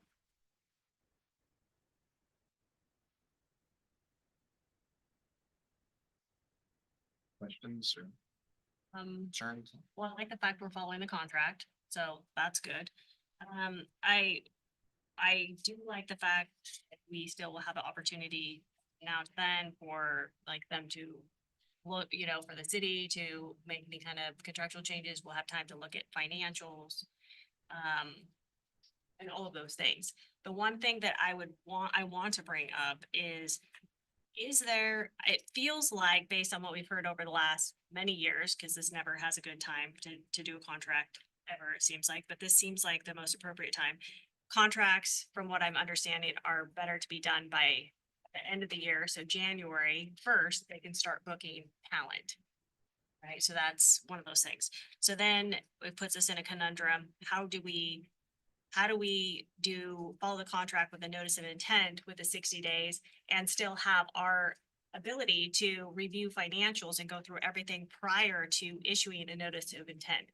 I'm wondering, is there an opportunity in the future with the next contract to modify the dates to do something that we at least have all that information before a notice of intent to renew? Does that make sense to everyone? Am I articulating that correctly? Mayor, if I may respond, it sounds like what you're asking is if this right now under the current contract as it's written, it has the notice of intent to renew 60 days in advance of the contract ending to give the parties an opportunity to discuss and negotiate a new amendment. And that's right in the middle of this last event that they're doing, or it's a main event. And you want to know if you can just move that forward, and the parties can discuss any timeline that works for them. So if it works better to move that notice of intent date to say, you must give notice of intent to renew the contract to December 1st, even, and then have only 30 days to negotiate an amendment. The parties can agree to do that. So you, right now it's November, you have to give notice of intent by November 1st, and you can move that. You can make it December 1st. You could make it January 1st. If that works. And what I heard you say is you want to get the contract finalized by January. So you just sequence it. So you need to, you can move that notice of intent date and then give, instead of 60 days, maybe 30 days, and the parties just commit to discussing any revisions to the contract in a short time period. So a notice of intent could be given by December 1st and then finalize the contract by January 1st. That's something that, as John is negotiating this amendment, he can talk to Treadway and say, what do you think about this revision? And hear what they say. Does that answer your question? Yeah, I mean, it does. I'm just saying that I think we need to be thoughtful. Right now, like, I feel fine, me personally, about the letter of intent. We have the contract we need to follow, but going forward, it seems like, okay, so having enough time to do the letter or the notice of intent, still be able to review financials, because we're coming off of Halloween Town, right? So we're not reviewing any financials or anything of sort. We're just doing the letter. Then be able to still have enough time to negotiate a contract with any type of amendments or anything that needs to happen, right? Because just we give a notice of intent doesn't mean we actually end up doing a contract. That's right. The notice of intent is non-binding and it gives the parties an Right. opportunity to Like an discuss. It's an intent that the city's satisfied with the work and wants to renew the relationship. But saying that, the next piece that I would like for us to be thoughtful about, is it a year that, not this year, but, or in a year, but a year, during a year that we need to do an RFP? That's going to look a little different, because we're gonna have to be able to either do a notice of intent or not do a notice of intent. Then we're going to have to be able to go through an RFP process. And all of those things are still gonna have to get done by a January 1st deadline, or they're close to, so that people can book talent. Does that make sense? That part I wasn't quite sure. And I guess the RFP, and that's the topic we're gonna be talking about later in the meeting. Typically, I'll just say this briefly, is that cities go through an RFP process to select a contractor that they want to work with. And then typically the relationship's supposed to last more than a year. So it could be 1 or 2 years, and then the city has the option to renew that and extend it for another 3 years. And so when that's built into the contract, there are no RFPs that are done in the meantime. Yeah, and I agree with that. I'm talking about when it is time to do an RFP. Say we're in a cycle that we've had, you know, an event coordinator or XYZ contractor for 6 years, 7 years, and it's now time to go out for an RFP. I'm just asking, like, are we being thoughtful when we do a contract that we put in there nomenclature that takes that into consideration to get all of those pieces done by January 1st? And so what I would say in response to that, Mayor, is that this, right now, you're right, the contract doesn't plan for that. That being said, the city could always make its own preparations. Like if it knows that a contractor, or it knows that the contract is ending and that there are no renewals, then it needs to plan to have an RFP way in advance of the contract terminating. I have seen contracts where it puts that nomenclature, it puts those provisions in the contract. And so the contractor's on notice. And also it maybe has some obligations for the contractor to participate and to help in that transition if it turns out that contractor isn't selected for a subsequent contract. And so that they're aware and that they've already agreed, like, okay, we know that we're going to help coordinate a nice transition if it turns out not to be us. Yeah, that language can be added. I'm just looking for more of a methodology that council, when it is time, we're prepared. It seems like in a lot of cases that we're not prepared. There's not really a procedure or plan when it comes up, and it would be nice to say, okay, well, you know, we're out of renewals, an option to renew, and so we're gonna have to go out for an RFP, and we're not scrambling to get it done, and now all of a sudden we're doing extensions into another year. That's what I'm trying to say.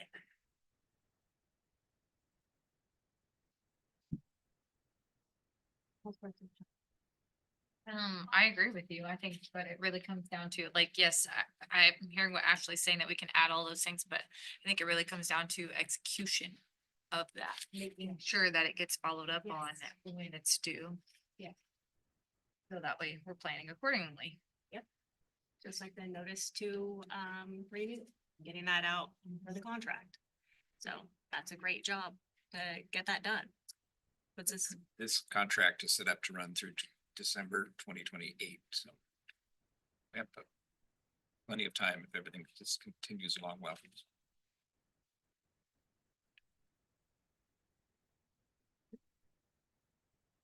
So I think, and this, then notice of intent to renew is on the regular session for approval. Okay. Do we know when we're going to be able to see financials? I know we're not even through Halloween Town. Clearly, we're seeing pumpkins out there, but do we have, I don't recall the verbiage in the contract. I'd have to go back and look, but do we know when we'll be able to see a presentation on that?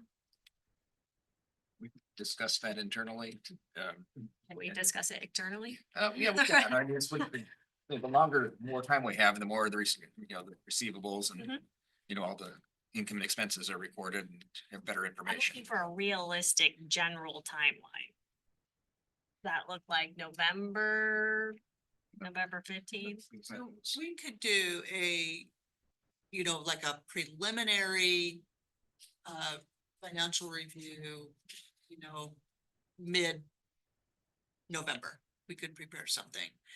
But you risk having something fairly significant still be outstanding that's not going to be reflected in that report. So we rely heavily on the contractor to make sure that, they're keeping track of those things too. And that they've given us that heads up on those. We also risk having, if something changes significantly from that mid-November report, because it is early. Halloween Town just finished, 15 days before, and so we're still gathering payables and all of that information. We risk having a little credibility problem if something changes significantly. So we don't want to, we want to have as close to the facts as we can get. So based on your opinion, then would it be more reasonable that we were looking at a December date? Because it's gonna take staff time to prepare everything, and if it's not And make sure everything's extremely reconciled. Yeah. clear, so maybe we look at that. So maybe the first meeting in December, or whatever the case is. My interest is to have that as much information as we can financially prior to the execution of that next contract, which is December 31st. So I think that would be more reasonable. Thank you, Lori. Anything else on that? Counselor Sundin? Counselor Hubbard? All right. We're moving along. Update on the police station project. John, it's you again. All right, we also have our owner's representative, David Lentz, online. I believe that it's gonna help walk through this, some of the due diligence items that you requested to see here. And why we're talking about it now, we signed, you signed the purchase and sale agreement on July 17th at a 90-day due diligence period. Due diligence period's expiring soon, and this is an opportunity to kind of council to check in on the progress of all of the environmental information and the geotechnical and survey and, all that, all the work that's been done, and keep going or stop. So I think what we've learned, and David will go into a little bit more detail, is that there's nothing that's really stopping that's showing as too big of a red flag right now. David, can you hear us? You're muted, just so you know. Haven't had my headset on for quite a while, sorry.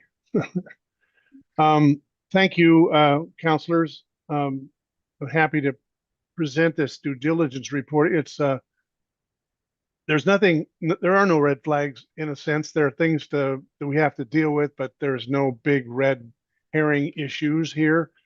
If we had the chance as a private developer, we'd like to get through the pre-app before we would declare a due diligence period over. So we had all of that, but we've been working closely with Jacob and certainly John and the chief as we've been going forward here.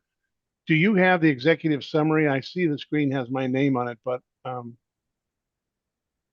anyone share that, or can I share? Kathy can work on that and put it up. Okay, I'll use some more words then. We conducted a site selection analysis that supported the selection of that site of the 1771 Columbia site, which was the first selected site overall. And then we went down, as you know, to Castor and then back to Gable and now back to Columbia Boulevard. And we've shown thank you very much. So I'm really starting in this site selection analysis section at the top of the page. Whoops. Anyway, this site has turned out to be a great site, I think, for the location of the police station. Oh, there we go. I can see it. The geotechnical report was completed on August 13th, and it found no real issues there. As you can see, the drilling confirmed the soils have several fractures of several feet of fractured basalt, but it has no issue with bearing capacity, and the structure can be supported by spread footings. We're not doing anything other than spread footings, with the exception of possibly relocating the sanitary sewer line through the site. And we do that in a way that all the new work is done, and then the connections to the existing line would be interrupted for like a day or so. So we could do that on the weekend and not have a problem with any of the neighbors currently served. Site survey was conducted, and we included a ground penetrating radar search for any leftover piping or such like that from the known underground storage tanks that were there that PG had there. We have a report by Mall and Foster down there at the bottom of the page that shows that all 6 of the tanks that PG had on site were decommissioned and received no further action from DEQ. So we're clear on that matter. This McKinsey site fit study, I have a version. I'm not sure that you have one. So I could show that if you like. The building, we have not gone inside the building to survey for the hazmat materials, but we're looking at simple things like asbestos adhesives and maybe popcorn ceiling and things like that. Doubt that there's lead paint there, and we'll conduct that survey before we take that existing building down, which is quite some time from now. We reviewed, as I mentioned, the existing sanitary sewer and the utilities around. And then we have some discussion with Jacob from as the city planner in terms of the right of way that we have to do, and so we're budgeting for the work that we know we'll see in the pre-app conference, which you can see the bottom of that paragraph is scheduled for this coming Monday, and we'll find out all the other things that we need to do there. So we've burdened you with all the material in all these exhibits if you care to look through them, but there isn't anything that comes up that shows as John has said, a red flag for the site. All things that we can work through. I'm looking at my sheet for that same stuff. Are there any questions that you might have or thoughts you have? Got a question. I know the sewer line, the city's got a little problem, I guess, taking it through the site. Are you figuring you're gonna take it down 17th? No, we're going to take it through the site, but just route around. Can I share? It's a little C like this. Yep, that's correct. This goes around. I'll try to. Sharing is not turned on. I'll send a request for sharing.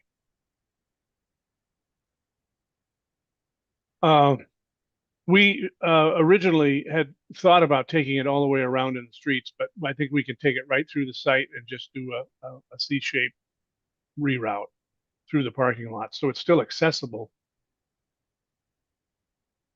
So if I have permission, I don't see that I have permission, but Be able to. I'll try now.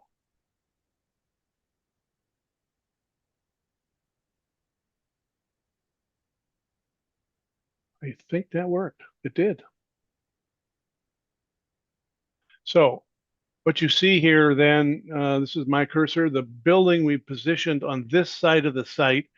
There's a current power line that runs along this edge of the property line, so we had to move the building in slightly and include a retaining wall with it.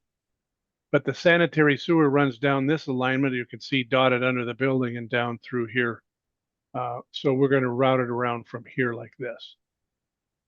And it's marginally extra, but we had money to route around, so you know, it isn't very much more money to do this than we thought we had to begin with.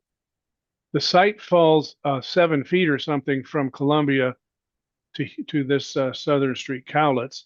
And so there's going to be a ramp and stair complex right here that will come out of the south end of the station. So this drawing is just a little out of date. We're seeking a solar grant, by the way, and if we're successful, it could be very meaningful to the project. And then we've got a micro battery here that's about the size of a Suburban that we're showing on the site. Where did we end up with EV parking? I don't think we ever heard anything back. Counselor Hubbard, did you hear anything back? ADA parking? No, the EV. Oh. We were questioning how many were originally there and we're seeing if it was a state requirement or something. The state requirement. Yeah, but how many they actually had to have. Do we know what it is? Occupancy, I guess. I don't know that answer off the top of my head here. I apologize for that. But you know, we'll certainly ensure that it's there. It might be. It seemed to me on the Castor Road side, it was like 4 or 5.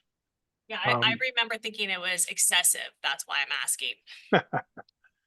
That was my prime reason. I think I recall during our meeting that I asked if there was a way, you know, we needed all. Well, let's talk about that when we get the real count and see if you think it's excessive, because if it is, maybe we could seek an exception for it. If you see all of this dotted line here will be a secure fence for the site. So all visitor parking is on street and the surrounding streets. Where do you plan on bringing your power in to the site? From 17th? There's power here on 17th. Yep, there's a power line. We were going to try to register the zoning regulations require the building to be registered to the property line in this zone. So we're going to seek a variance to pull the building back from the property line so we don't have to relocate the power line. We've already looked into that. It's quite a bit of money and hassle. So we want to make this this retaining wall a part of the building and ask that be the item of the building that sits on the property line. So we're moving the building so any sway or and so on is taken care of here. The building's out of the way of it. And then source would be from there.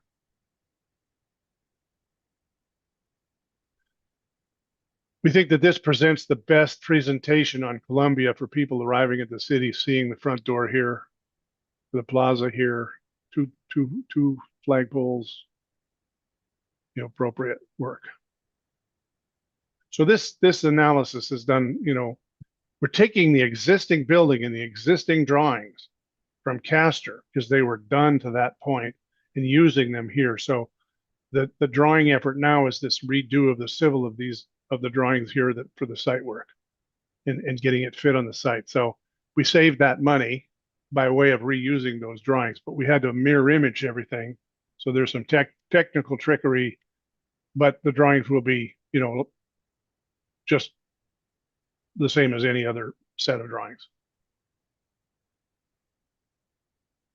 So this question is David or John, but you have the meeting on the 20th. Can you give council like a 3-month look ahead on what we should be expecting going forward? And then also, you know, I would hope, I know Councilor Hubbard and myself are going to be heavily involved in being liaisons for this project, but also monthly updates once we start, you know, demoing and really moving on the project. Well, we have some planning things to do here, so it's going to be several months of construction documentation, a conditional use permit. It's going to take some time.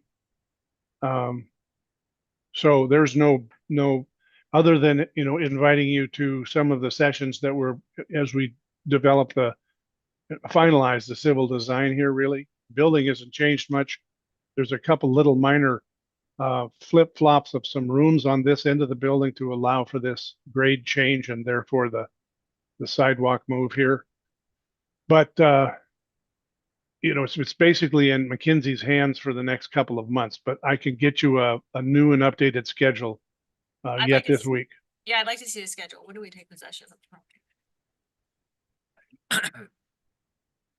We're gonna enter into a ground lease with an option to purchase. We're not gonna we can take possession. Right, but we still. When we people have to- enter the ground lease, Yes, and there's that's what some I'm asking. noticing periods to vacate the building, and That's kind of what I'm getting at. But it'd be nice to have that spelled out, so we know exactly what is going on. I can road map that out for you. Yeah. This is our rough schedule here.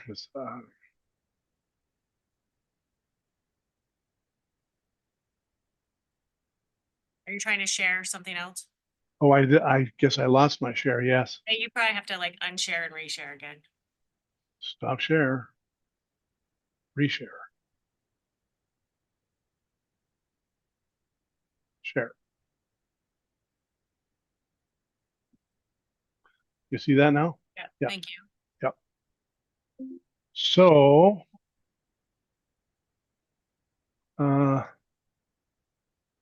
yeah, we'll finish by the end of this month and we'll finish the design development documents, and the land use review then is all the way out here until CDs until April. The CDs start in November and will run into February. And then, although we have cost estimating all along the way, this is going to be done with much more informed documents. That you can see the construction documents to be done, so we can do the final estimate for the guaranteed maximum price GMP. And permitting occurs following construction documents, so that's going to run into June. But that's a good time to start. This is not going to take 18 months, I don't believe, but we had a bar there that's that long. It's probably more like, oh boy, don't hold me to this, but 12 or 14 months. So 4 off of that. August, July, June, June to June. And we'll be, Would it be too much to ask if council can get updated schedules on a monthly basis, just in case that we run into any roadblocks or whatnot, and see if there's the schedule gets pushed back?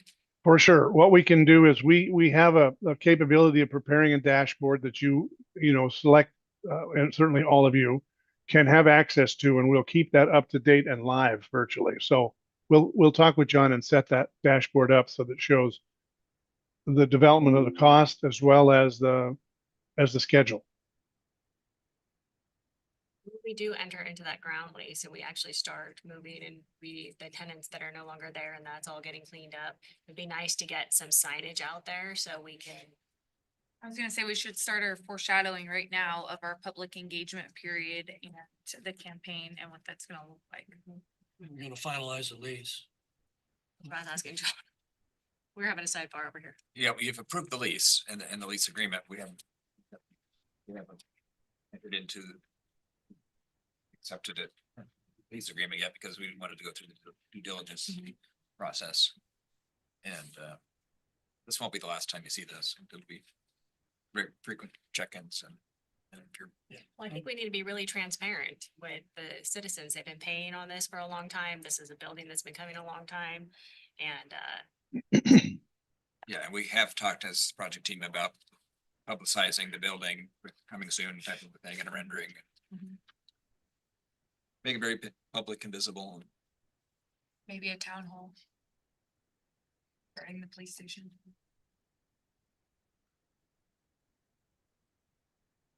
do you want to run it? No, you're the mayor. I'm all for town halls. That's on our roadmap to have them. I'm more excited for people to be able to take tours through it when it's done and they can see where their money has been going. This is Exactly. Thank you, Counselor Hubbard.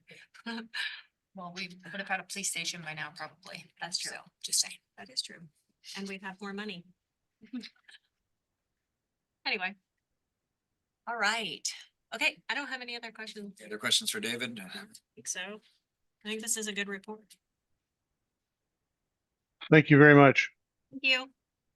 Sure enjoy working with the city. Thank you very much. Likewise. Bye. I hope he says that at the end of the project. That is gonna be the testament by the time we get done, if he still says that. That is always my goal, to make friends all the way through the project. I guarantee we'll be friends. You know. All right. All right. If you don't have anything more for me, I'll bug out. Thank you. Ciao. For Kathy to get back. So as far as next steps with this, take this as work session action item to make some kind of a formal motion or consensus or actually to see proper realization of the due diligence period would be. That it's acceptable. So I will look into that again. I guess I was relying on the legal counsel that is handling this project, and I will look into that though in between now and the regular session, about what the next steps are. I mean, there are a few last minute not last minute, I've asked plenty of time to receive it, but the title report, I wanted to review that for any encumbrances and legal, David Rubino is reviewing the documents as well. So all indications are that everything's fine. Going well. Concerns. Yeah, as far as, and just memorializing that, how the city can memorialize that it wants to waive due diligence. Is that what I'm understanding? Yeah, that sounds. The time's gonna run out. Anyway. Yeah, so this would be, the time to do it. I will confirm that for the regular session. Thank you. Okay, so John, you're on the agenda again. Discussion regarding allowing nonprofits to rent office space at the community center. There's no looking for direction here on this. The Shauna Duggan in her report last meeting brought a group nonprofit that wanted to lease some office space at the community center. It's a similar mission to serve adults with disabilities. They need a couple office spaces, and we wanted to get direction from the council. That would be all right. Have to go and look at a revenue source. And as far as setting fees, we haven't done an extensive effort, but we were looking at prices like we did the makerspace and the library or the learning center and some other ones around town. We're trying to get a rate that's fair. And to be clear, we don't have a current community like center leasing policy. We have no policy around this. We do not have a policy around this. Okay. So, It doesn't happen very often. right. And if I may just make a statement, there is no state law or overriding requirement on how the city must lease real property space or make determinations on rent. That's at the city's discretion. One of the concerns is that the tenant would potentially be taxable, so it'd make the whole property taxable, and they're not, they're a nonprofit, so. Okay. So I guess then the next question is that, I mean, I guess that it's a case by case basis. We have a nonprofit that comes in, but is there any like criteria? My question always comes back to like preferential treatment, or if we're gonna run into problems if we have no criterion of what qualified somebody to lease one of those places. I love the idea of helping nonprofits, right? Because I think they need a place to go and they usually perform like really, essential or needed community outreach and support. But I guess another example might be the Columbia Economic Team. We housed them at the Columbia Learning Center for several years, and also the Economic Team and Colpac, so both. For 5 or 6, it wasn't our building to lease, but we kind of facilitated that lease to happen. But appreciate your point about. What's the timing, John, on when you're looking to start these leases? Just to keep testing the council's appetite for having leases for. if we have space and people need a space and they want to pay money for it, I'm also inclined to take their money. I just want to be mindful of any type of criterion that we need to have in place or anything of this sort. And that's where Shauna recognizes that need for revenue, and wanting to use facilities we have for that purpose, if that works for the council. I think that is the purpose of a community center.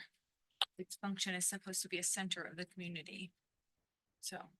I like the idea. Are we just looking at a fee schedule then? Kind of a, Some General- like a lease agreement Yeah. that we do with the senior center. If I may, one idea that comes to mind is I could reach out to other cities and find out what their policies are for leasing space to nonprofits. They probably have similar issues about not wanting to have the nonprofit status of the building turn into a taxable entity.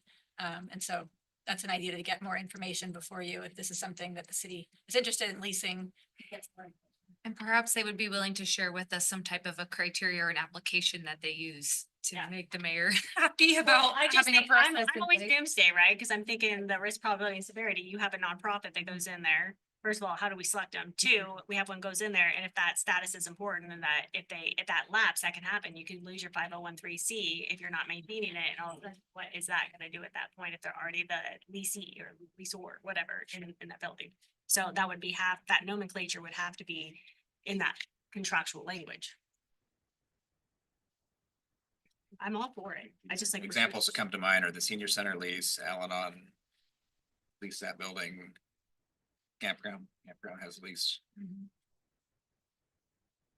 think that's it. So not a whole lot. I'm all for it. I just want to make sure all our I's are dotted and T's are crossed. And what I'm looking for is just direction to keep working on it. That's what I do. With legal advice. Yes. But not too. Thank you, Jessica. All right. Any other discussion on that? I think that's it. All right. So update on public work projects punch list. Mohammed, the stage is yours. Let's talk about cracked concrete. Does anybody take a break? Now, I've been waiting all day for this. Really? Well, good afternoon, good evening, Mayor and City Councilmen. Last time we've met, I presented you with a comprehensive list of the punch list that has been generated to address every single crack in the city. And I think it's a good time to give an update per your request, Mayor. And in the spirit of saving a tree, I didn't want to print you another comprehensive boring packet of 100 pages for all of you with every single crack again. Pictures of cracks. Yeah, now the good news, to save you the time and the headache, between 60 and 75% of all these cracks have been already addressed. If you go around and Mr. Preheim, I know you like to look at these. Look around, you're gonna see a lot of beautiful concrete blocks being built all across the entire city. So I personally have been going daily to make sure those are being done. And the contractor has really, I think, done a good job addressing all of these. So things are looking great. In addition, there is a couple areas that I wanted to update you on. If you have noticed, the last standing pole for electrical wiring has been removed today. So all of those have been now gone underground. If you've noticed in front of City Hall, you see there is no poles, there is no eyesores around the Crooked Creek area, and all these have been taken underground. It was a tough, challenging part of the project when we worked on the underground utilities. We've also addressed the bollards lights along the trail. I know there was a question about those broken ones, so we got a hold of the manufacturer, we got the parts number, and we are getting, we're supposed to have actually the parts for the quotes and everything for all 10 of them by today. And then we're gonna basically order these and go through the insurance to fix them for this time and have some backup in case in the future they get broken again. We have some parts to replace them ourselves. So out of the 4 contracts we had for the entire waterfront projects, 2 has been closed and 2 are still pending. The R685, which is the street intersection over there, and the P525, the utility intersection. So those have not closed yet because we are finalizing the punch list, concrete cracking, and there is the other issue we're dealing with today. Concrete caps. We've seen, we had some cracks in those as well, and those are all being manufactured as we speak. So as soon as we get those on board and install them, we should close. That's pretty much some punch list Unless anybody has any question, please. The update. Yes, you're welcome. So, and then Mayor, just heads up, this probably would be my last one. Unless you request further updates, I'm more than happy to give you, I'd but, like an update, me personally, when we're 100% complete. okay, okay, sounds great. Then Come back to us and say it is done. That would be fantastic. you got it. I mean, if you want to send more pictures of your shoes, you could do that out on the street too. Like on a- Yeah, exactly. But otherwise, You and Brady could go for a walk together. You know, he's a good guy, I tell you, he's a good construction inspector, you know, I saw a lot of great things and we appreciate his feedback and any citizen who can come and say there is something that doesn't look good, please bring us to our attention and we would love to address it. So these are still in the delivery versus the 2-year warranty. So even after we finish these, right, we have a 2-year warranty that we're gonna revisit. If there is anything that over time cracks, we will request the contractor to come fix it. Also, I've seen also around, they've been pressure washing all the planters to clean them up and there's a lot of activities. They're trying to navigate across with the Halloween town, Fridays and stuff. So yeah, they've been doing pretty good cleanup. this is not a public, not a punch list item necessarily, but is there any update? I guess it goes between you and John on the citizens' concern across from the water pad, the splash pad with that fencing or a plan? Is that still a pretty hot topic out there with citizens and a lot of parents? I personally, Mayor, I haven't really heard anything negative from the last, I think there was a while back, a lot of comment about the fence, but again, I'm supporting John with whatever he needs from me. Looking Yeah, I can update that. for- Okay, you want to do it now? Or you? If you'd like. Yeah, please. So we did reach out and meet on site with the design professionals and they came back with a conceptual rendering and that's the.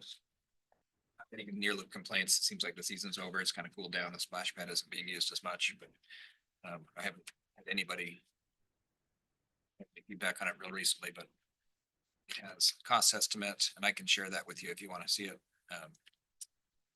Seemed like a red hot burner kind of an issue, so we're just gonna. Holding on to it for the moment. Essentially what it is a 18-inch decorative. Kind of artistic fence that goes along the back side of the Riverwalk piece. The seat goes from seat wall to. If it's big enough and adult could step over, but a kid would have challenges. Yeah, I don't think it's like a time is of the essence situation right now because it's cold and I don't think a lot of kids are gonna be playing, but it's. I don't want it to fall off the radar either and all of a sudden then we're not doing something for next year because there were a lot of people that had concerns, even if they're not currently expressing them, so I don't want it to fall off the radar. I think. It's center on my desk. Okay, perfect. And you have other things that you're working on as well, but don't want that to go anywhere. Okay. No questions? I'm gonna step back for my next item. Let's go. Right, so we're on for discussing regarding, or discussion regarding IT services. So again, Fantastic. So I think this is a really good topic to give you a real life example that ties into your discussion on RFPs, contracts. This will be a great smaller scale example that helps you understand our options, where we are, what can we do to move forward. So our IT contract currently expires in December of this year. Okay, we've had this contract for at least 5 years now since I've been here. We have options moving forward. Right? We have 3 options minimum. I can share with you what I've been thinking and I'm here because I want to present this to you and tell me what you want so we can move forward together. We can go out for a new RFP, right? And that process would require us to set up a committee for a new RFP. And then for the process, we have time. I'm here early enough that I can get all this done in record time and we can get a good RFP out and see what's the competitors outside. Now, with that said, obviously going out for a new RFP with an IT services that manages our infrastructure, we have some risks, I would say. Some would be a cutoff plan. We're going to transfer our infrastructure from what we have to someone else. There will be disruption in services. There will be, minor touch-ups that could occur behind the scenes with technology. Again, it's not a big deal. It's part of the business, but that would be something to consider given station, given, our servers, infrastructure. Option number 2 would be something looking like renewing the contract for 1 year or 2 years and keep monitoring onward, what are the benefits and the cons with that, right? There is a price increase index that has been proposed with potentially going this route. There is also, it's basically maintaining the status quo with what we have. Things are operational, moving forward. If the service is great, that's fantastic. If it's not great, you start considering RFP and some others. And a third option would be is to look into partnering with the county on some type of a GA type of process where the county takes over and manage our IT for us, probably cheaper than having a third party. As an option, which I have already reached out to the director there, which I never heard back 2 weeks ago. So I don't think that's a good route personally, and I wouldn't rely on that because I personally haven't seen it. Someone in the city entertained that option, which I don't necessarily support. But it's an option if that's a route we want to go. Now, again, given the furloughs and issues and communication, I would not recommend that. And that's where we are. So Mayor, you have a contract that's about to expire. You got options, and then you're gonna weigh, why do you want to renew it? Or why I want to get rid of it? And you know, the choice becomes a collective leadership decision. I have a silly question. Sure. But have we also considered doing a cost analysis on having an in-house IT that manages it? Or Please, allow me. I've been talking with finance, with John, talking about over the last 3 years about this. inconsistency and disruptions, we're talking about like, being able to respond and knowing this is all those type of things. It seems like. My goal has been since I started taking over IT 3-4 years ago now, I would love to internalize IT department, meaning I have an IT manager, IT team members. Everything's internally, just like every other organization managed internally without having the need of a third party and anybody else to be involved into our business, which is the best way to go. However, budget before you became a mayor and as we go, the IT manager have been entertained, but with the budget problems, we were not able to secure that direction. Otherwise, yes, ideally, that would be the best way to go if we can. But how much are we paying for this, the contract on this? Like, what would that be equivalent to FTEs? Yeah, our contract currently is, I believe, 165K a year and is proposed to go up by 5% index. And then there are. Is that 5% year over year, or is that 5% year over year for how? Well, we've been actually, I gotta say, we've been God, you pretty good. sound like the utility guy. Yeah, no, I work closely with Manpower and I, negotiated really good with them on keeping the contract for the longest time steady, right? But then they get to a point where they also hitting the same problems we hitting. They have to increase their costs, they have turnovers, they have new team members, and that translated to contracts. How many FTEs are needed to have a functional internal IT department?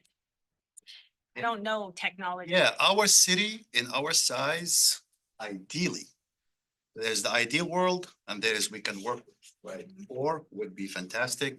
Between 2 and 3, we can get going on internal level that we can kick off any contractors and build up. Now, we had also an IT position that we lost because it was ARPA funded temporary. So that hurt us a lot. Remember that from the budget committee. So now we only have 1 FTE and, it's a service, this type of role helps the city internally with a lot of stuff, but then all the network, firewalls, servers, that's really technical. That requires, a background strong into that area who can manage this internally. And has the police chief weighed in at all on this? Because of I don't know what kind of necessarily technology you use with all their body cam and all their storage. and Yeah, we support the police tremendously in that. I think they have a really good IT presence, like internally. Sergeant Eustace or someone there is really good with IT that helps a lot, but works also really closely with Darren on a lot of that support back and forth. So they have good knowledge, but they remain gonna need a lot of support area as well. To do that business, with the hardware installation updates, which Darren currently does. So the question is, what do you want to do? Would you like to entertain a new RFP and see what's out there and look at options if we can get someone cheaper? Would you like to review and continue the path of improving what we have, or would you like to consider other resources? I want to kind of plant the seed now, so you're not surprised at the end of the year of a decision is made.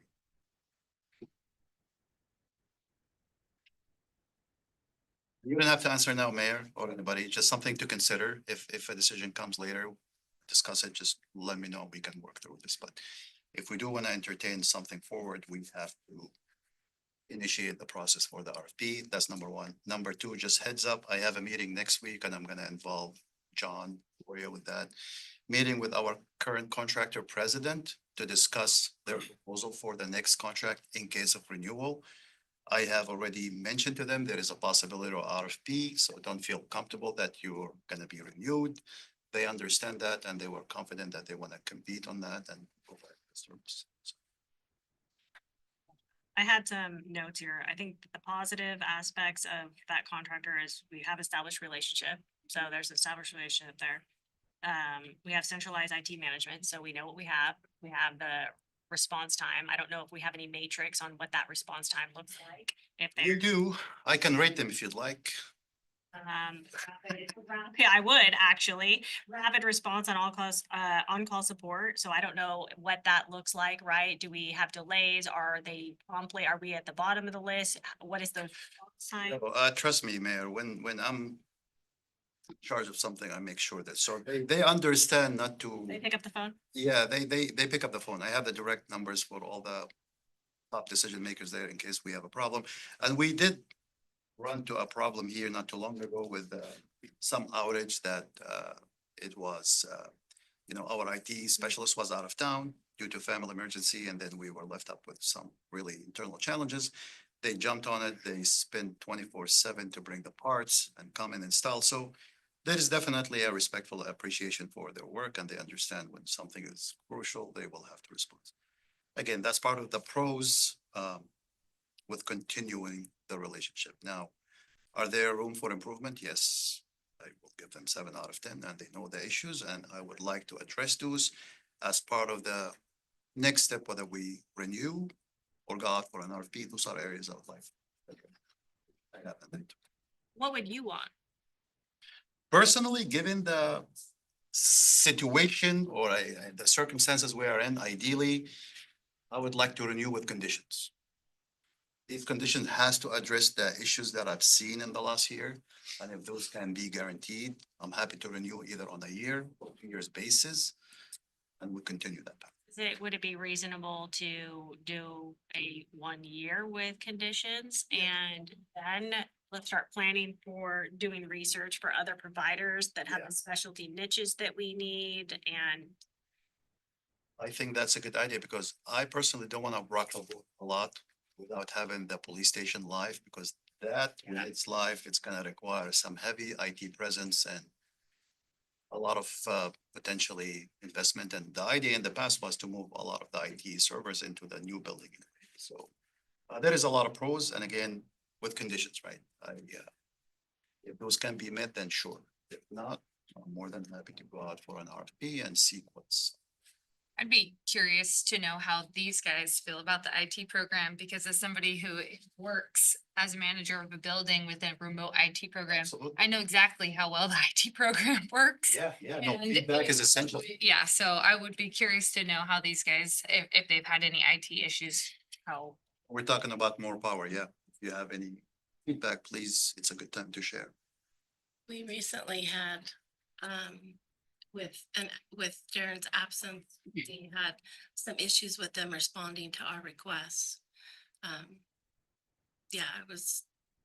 think it ended up being a miscommunication that they didn't know, whoever we were talking to did not know that Darren was not in.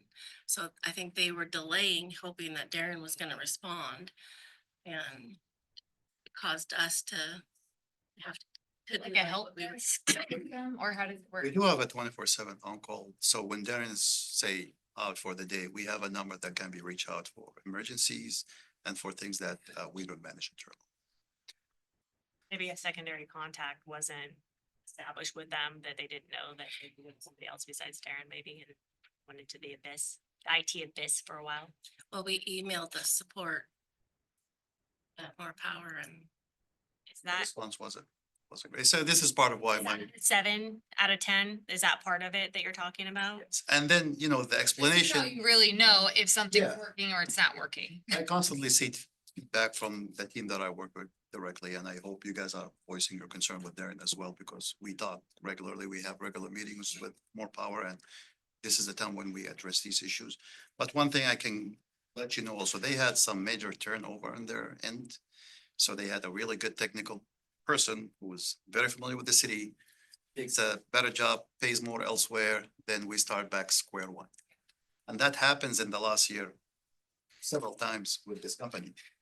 I cannot fault them for it. It's out of their control, and, you know, the new VP that I deal with on most of the stuff is very responsive, and has been great. The president himself came here 2 weeks ago. I'm coming back next week to address the priorities. So these are all good steps that shows me they care, they want to improve, continue this path. So I go back to this, like your comment on having an internal IT department, and that obviously is not something that's financially feasible for us now. But I would encourage us to start more of that strategic planning that is like, okay, we can't do this right now, but are we working towards that goal? Is that something that the city would like and the council would like to have an internal department? And what does that look like? I feel like there's a lot of things that have come up lately, not a lot, but when they come up, right? And you're speaking to this, like, we can't do it now, but how are we gonna make it happen? Is this a 5-year plan? Is it a 10-year plan that we have that we can put some actionable items to? I guess is what I'm getting at. Yeah, I think, at least in my mind, I have a really good plan if the circumstances are right. So I'm kind of evaluating, right? We have lost not just an IT, for example, presence, we have some shortages in our operation, engineering. And then where do you prioritize? Build up a department or bring someone to, engineering and Where's that cost threshold land too, right? If they were gonna have an increase of like year over year, 5%, where is the tipping point for us that it's like, this no longer makes sense and we should have this internally?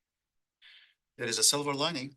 I love that. All the potential waterfront discussions, the mill, if those come to life in the near future, there will be very supportive for the city to grow and to build up what we're looking for sure. In the immediate timeframe, I think it's just gonna be other priorities. I understand that. I just trying to think about the future as well. Okay. Any other discussion?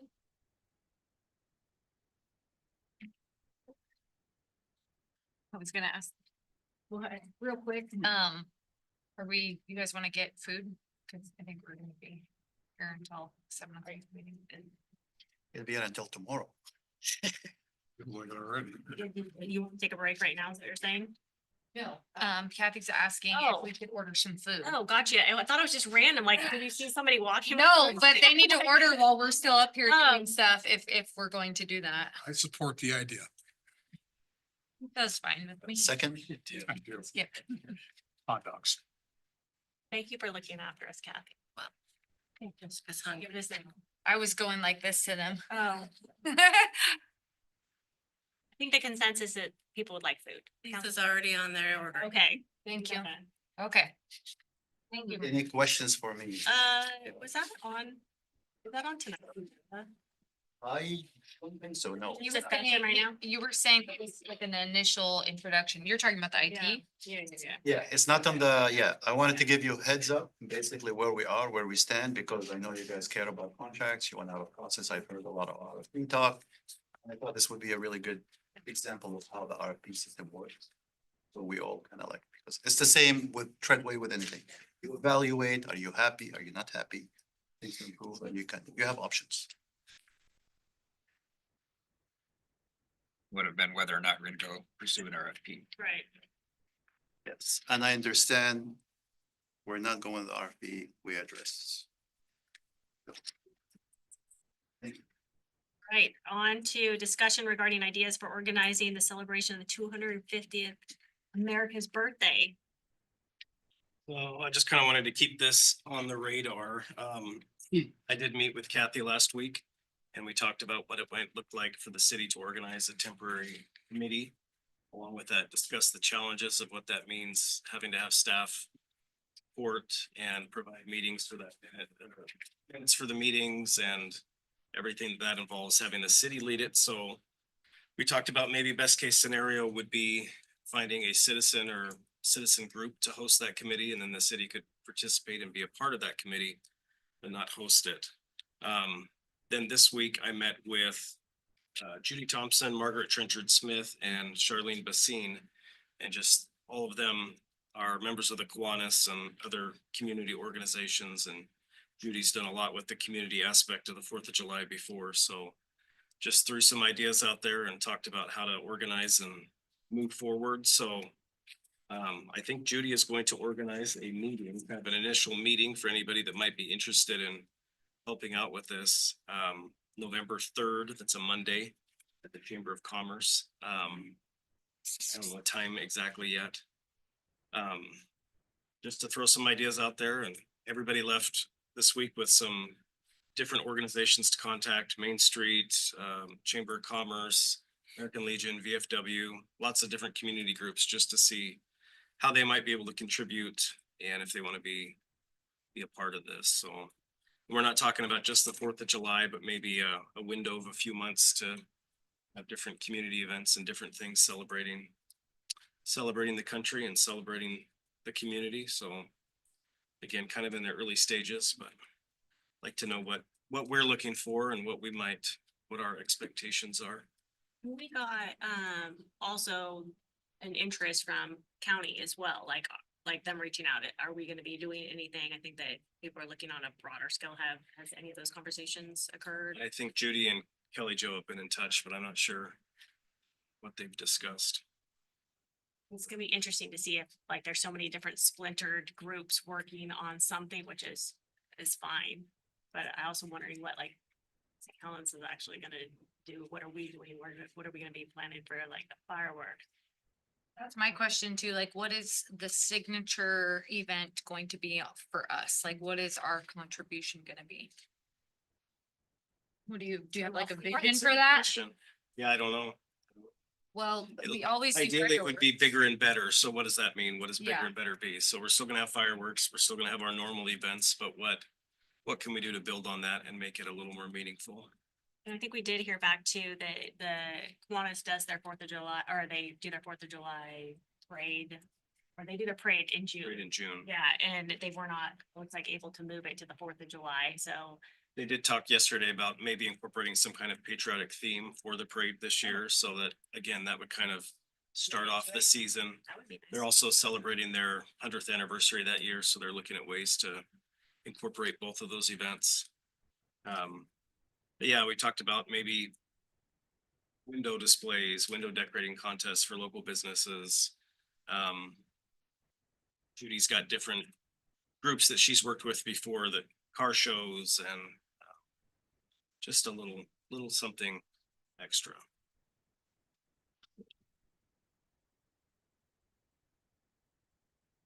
But I'm happy to continue participating in that unless somebody else would like to do it, but. It seems like it's right up your alley, Brandon. I was thinking you're gonna do the tours. That was gonna be like a theme, like the history lessons.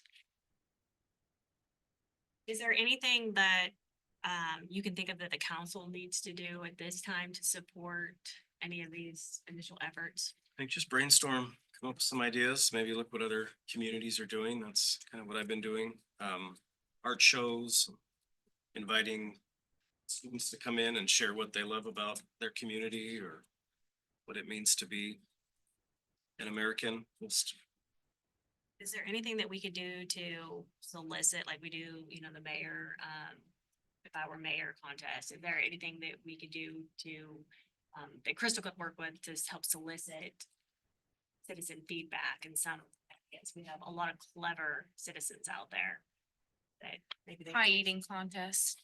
Oh my God. Are you gonna do it? Yeah, I mean, just get some creative ideas. the more participation, the better. So something that you think, John, that we could brainstorm with Crystal? Could be some good minds to tap, yes.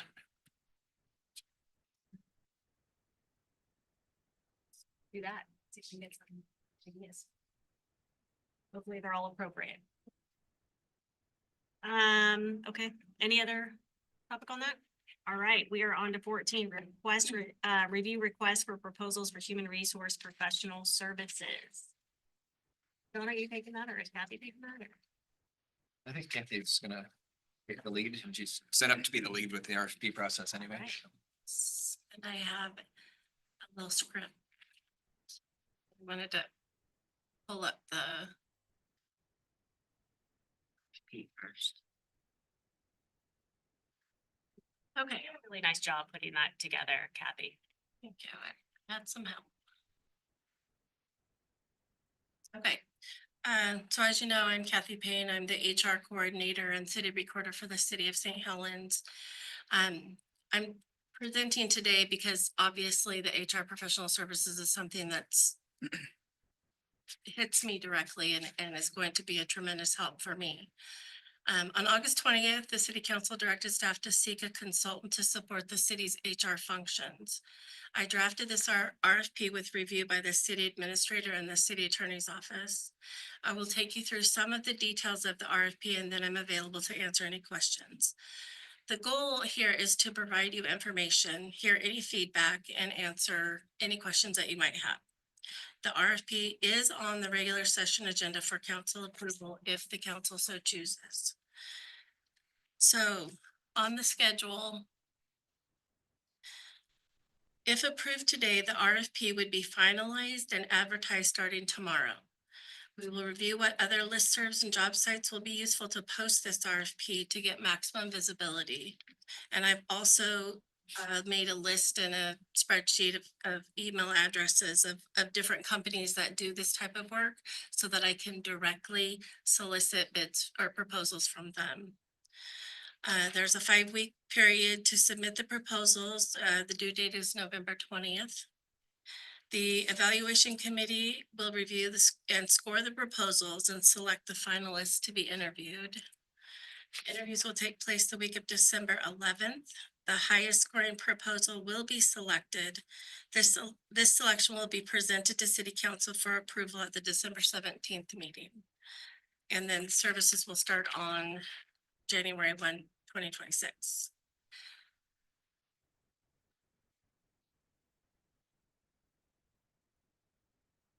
The scope of services are split into 2 categories: priority tasks and strategic tasks.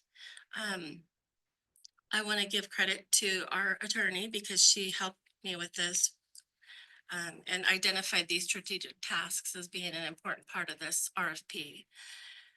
The priority tasks include items that the city needs support on now, such as updating the city's personnel policies and procedures, create a recruitment policy and process, review and update our job descriptions, oversee and implement an evaluation process and the forms for that. Process employee leaves of absence and update the forms that we have. Implement a city employee training program. There's a lot of different trainings that need to come out of the HR realm, not just public safety or public works, but out of HR with discrimination and harassment, workplace discrimination, harassment. Anyway, so conduct biennial wage surveys and classification studies is one that we want them to have the credentials to be able to do that. It doesn't necessarily mean that we're going to have them do that right away. And then create a comprehensive volunteer program. And the strategic tasks identify areas that we want the proposer to have the ability to do. We want them to have the credentials to be able to do that, and then, submit a proposal that tells us what they can do as far as those things go. But that'll be on an on-call basis. The final scope of work will be negotiated depending upon the proposals that we receive. The evaluation committee has not yet been formed, but we will be having about 3 to 5 people. And John and I will work together to figure out the best people, probably staff, and maybe an HR professional somewhere, like at the county, the HR director over there or something. The evaluation criteria is listed in section 5, experience and qualifications. Experience and qualifications is weighted at 30%, understanding the scope and approach is 30%. Cost effectiveness is 20%, references of past performance is 20%. And then for the scoring, we have all these, it's at 1 through 5. There is one minor update to the RFP that was posted on the website. I'll be adding a sentence that the highest scoring proposer will be selected. That statement was not included in the RFP. And I'm happy to hear any comments or questions you might have, or I'll defer to John or Ashley if I can't answer it. Typically, where do you advertise for all your RFPs? The Daily Journal of Commerce and the Oregonian, like the bigger, and we'll do it in the spotlight too, because I know there's a few local people that do it. And then I have a list of different people that I found, different firms that I found that I'll be emailing it to. So I would say probably about 20 different firms.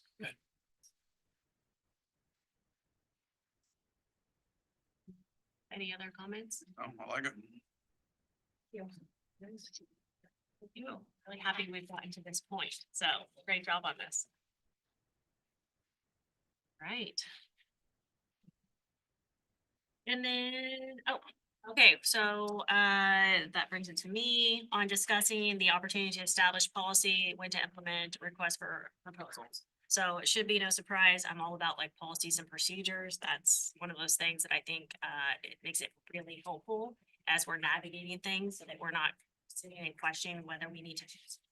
It's much easier to have a guideline, and that's really where this came from. So I talked about it last time, where, when we talked about the harbor master, but I'm like, okay, well, when are we actually going out? I get it when we have a contract and we say that, but are going forward, is there an opportunity for us to develop or implement a RFP process that makes more sense? I'm not a subject matter expert in writing ordinance, but I wanted to get something as a talking point on paper for us to kind of beat up, and the lawyers could beat up, or even, if we want to move forward, that's great. If we want to scrap it, that's fine too.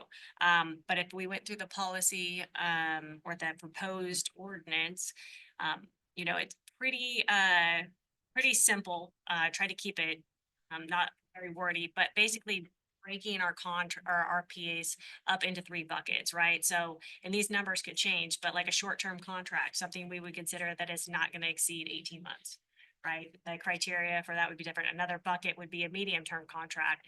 So a service contract with initial term up to 3 years. That could be a tourism. That could be, an IT provider. It could be whatever that case is. A long-term contract, and I was thinking in my mind more like an infrastructure type contract, or a contractor or a contract. So initial term up to 5 years, renewable as a 5-year contract. And then each one of them also including a performance evaluation, which I believe I recall at some point council talked about. And the last one, like, okay, we have an RFP, we have a contract, but are we actually checking up on the contract that they're adhering to the contractual requirements? Are we doing that? And I'm kind of just walking through this as I have it up here on my computer. So I'm not going to go, let's see, short-term contracts used for one-time services or projects under 18 months must follow RFP procedures. Medium term would not exceed 3 years. Again, all of these numbers could change. May include up to 2 renewal terms of 2 years each for a total of 7 years. So we know if we didn't have an intent to renew, then we know that there would be a guideline of when we had to go out for an RFP. At that 7 years, we already can plan ahead that we're going to have to do our due diligence and go out. We're not scrambling at the last minute to do that. And then an annual performance review required. Long-term contracts, again, not exceeding 5 years, may include 2 renewal terms up to 5 years each for a total of 15. Again, that could be longer than what we want. The numbers can change. And then performance review, we could do 1 year or 2 years, depending on it's a longer contract, more likely or not, it's gonna be, something that's around for quite some time. And RFPs are a lot of work for the staff to do. So just being mindful of that.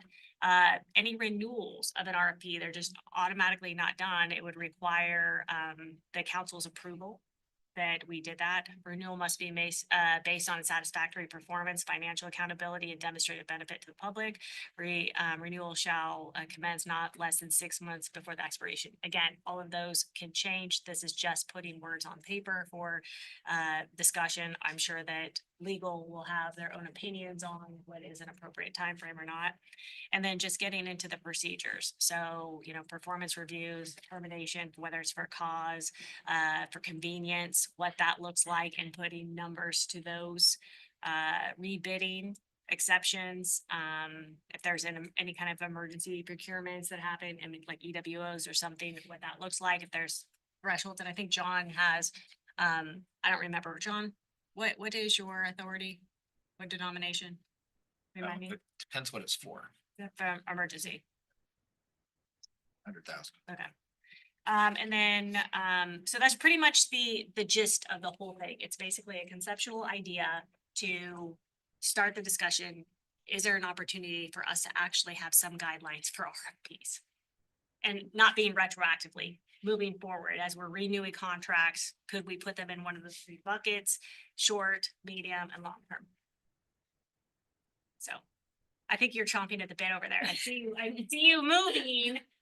It is a good opportunity for me to provide some information and to respond, probably the best position to do that. I think all of your ideas are really excellent and really important. Public contracting it's how the city spends its money. It's how the city solicits its services. And I guess what I would share is that there's already a lot of guidance for the city on how and when it is required to solicit services. And those rules are they're adopted by the state. So they're called the public contracting rules. And they provide guidance along those lines. And they also provide certain required minimum contract provisions. And the way that the state divides those categories of services up is it divides them into goods, services, personal services, or public improvements. And then it provides kind of different categories for dollar amounts and thresholds for when an informal solicitation has to occur, which is 3 bids have to be solicited before it can enter into a contract, or when what's called a formal solicitation. So you have to advertise the project. And for public improvements, there's low bid requirements unless there's certain hoops you jump through. For goods and services, you can either do a low bid or a combination of qualifications and price. So there's what I'd say there's a lot of guidance out there. And then actually the city has its own rule that's adopted. And I think John was saying maybe in 2022, the attorneys here, there was a review with staff and the legal to review some of the city's own policies. And so and I was talking with John and Sharon as we were reviewing the agenda item.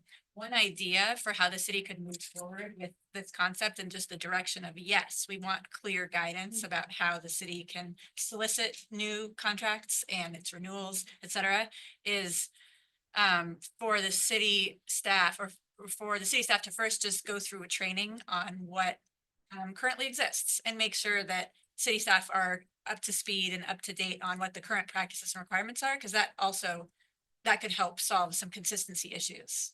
is that maybe there are rules and that there just has to be more information. Another idea was to provide a training or a presentation to city council about here is what the state requirements are and then how the overlay of the city requirements fits in. And then you could use that opportunity to evaluate, well, I think that we should revise things in this way. I think we want to, you know, have the dollar thresholds change in this way, or maybe have more guidance around renewals. I will say that under state law and in most cities, I haven't seen a requirement that a contract not exceed a certain term. It's kind of a best practice that it's 5 years is something that's kind of considered in my experience, like reasonable. And then you should go out for bid again, or unless there's certain contracts like the garbage hauling contracts, they have been for 10 years, or certain services that just make sense, like a wastewater treatment plant management operations, 10, even 15 years. And so it's hard to have strict guidelines because they have to be tailored to the particular contract. And I could go on because I really like this subject. Oh, but, this is good. I just want to check really quick. Were you referring to ORS 279B and 279C? Because that's where I started digging, because I'm not a subject matter expert in that at all either. So I'm starting to learn that. I had prior, like in 2022, I had talked to the state of Oregon procurement professional, and we were talking about that 5-year best practice. If we have something as a city that is some general guideline, I've never seen it so far, so I would like to see it, but I think it's at least a good topic because I think it keeps us out of trouble. It, like, you know, we having some process. I'm a guideline person. I'm a policy person. I don't like to have a lot of, like, you know, we have to figure this out. It should be, this is how we need to do this based on, for whatever. Everything's gonna be a case by case on the contract for sure. But you have generalizations of types of contracts that would fall into those categories. So, yep. Yeah, there is. Yeah. So I'm excited. Like, first of all, council would have to have a consensus whether they would like to explore this more. And then I'd love to know what your recommendation would be going forward. Like a general consensus. I think just one issue is just about resources too. You know, presentations and training on this topic is really important. When's the right time to do that? Obviously, you want the information now, but maybe plan for when that is. So in 2026, in the first quarter, we'd like to, you know, the city council would like to focus resources in that way towards public contracting. That's how I've seen other cities do it. It's just plan for, you know, renewal, or at another city I worked with, I did annual like citywide contract trainings, or every other year contract trainings. It would be good. Well, can we get a general consensus? We're already doing RFPs. We are. And so what you're trying to say is let's firm them up in different languages and get them. Like, yeah, so that there's a criteria, right? And the amount of them and the timeline and all that. Yeah, So- exactly. go out. Yeah, exactly. Yeah, so, yeah, I think that's all for it. I think that the educational piece would be interesting for the staff to learn more about, or just be refreshed on, but it would be interesting to me to dive a little bit deeper into the process, because I think this may be the way you're kind of headed, and what you're thinking is, for example, Mohammed came before us tonight saying, we're up for this IT contract and I want to bring it to you to show you my process for how I'm doing that. What is everybody's process in the city? Does everybody have a different process for how they do that? Do they put it on their calendar from 2 years from now and then it pops up reminding them that they need to start this RFP process? Like, what is the process? Yeah, or if a contract. I think that is the question, really. And do you want to chime in, Kathy? Yeah, I can just tell you right now, I have a long tickler file that has all the different contracts that come up for expiration. And when it comes up, like anywhere from 3 months or 1 month to 6 months, I put what my notification would be. Like on ones that I know would have to go out for an RFP, I would put a 6 month what's the word, notice, like to me, to notify the staff person that, hey, this is gonna expire. What's the status of it? It looks like it might need to go out for an RFP, that kind of thing. But we don't have a process. So this kind of process would be really helpful, because then if it were up to me, I could tickle the different dates. Like, okay, so this one can be renewed there needs to be a performance review at this particular time, and so on and so forth. This is one reason why An it HR would be person. it would be really helpful to have a dedicated procurement person who manages contracts.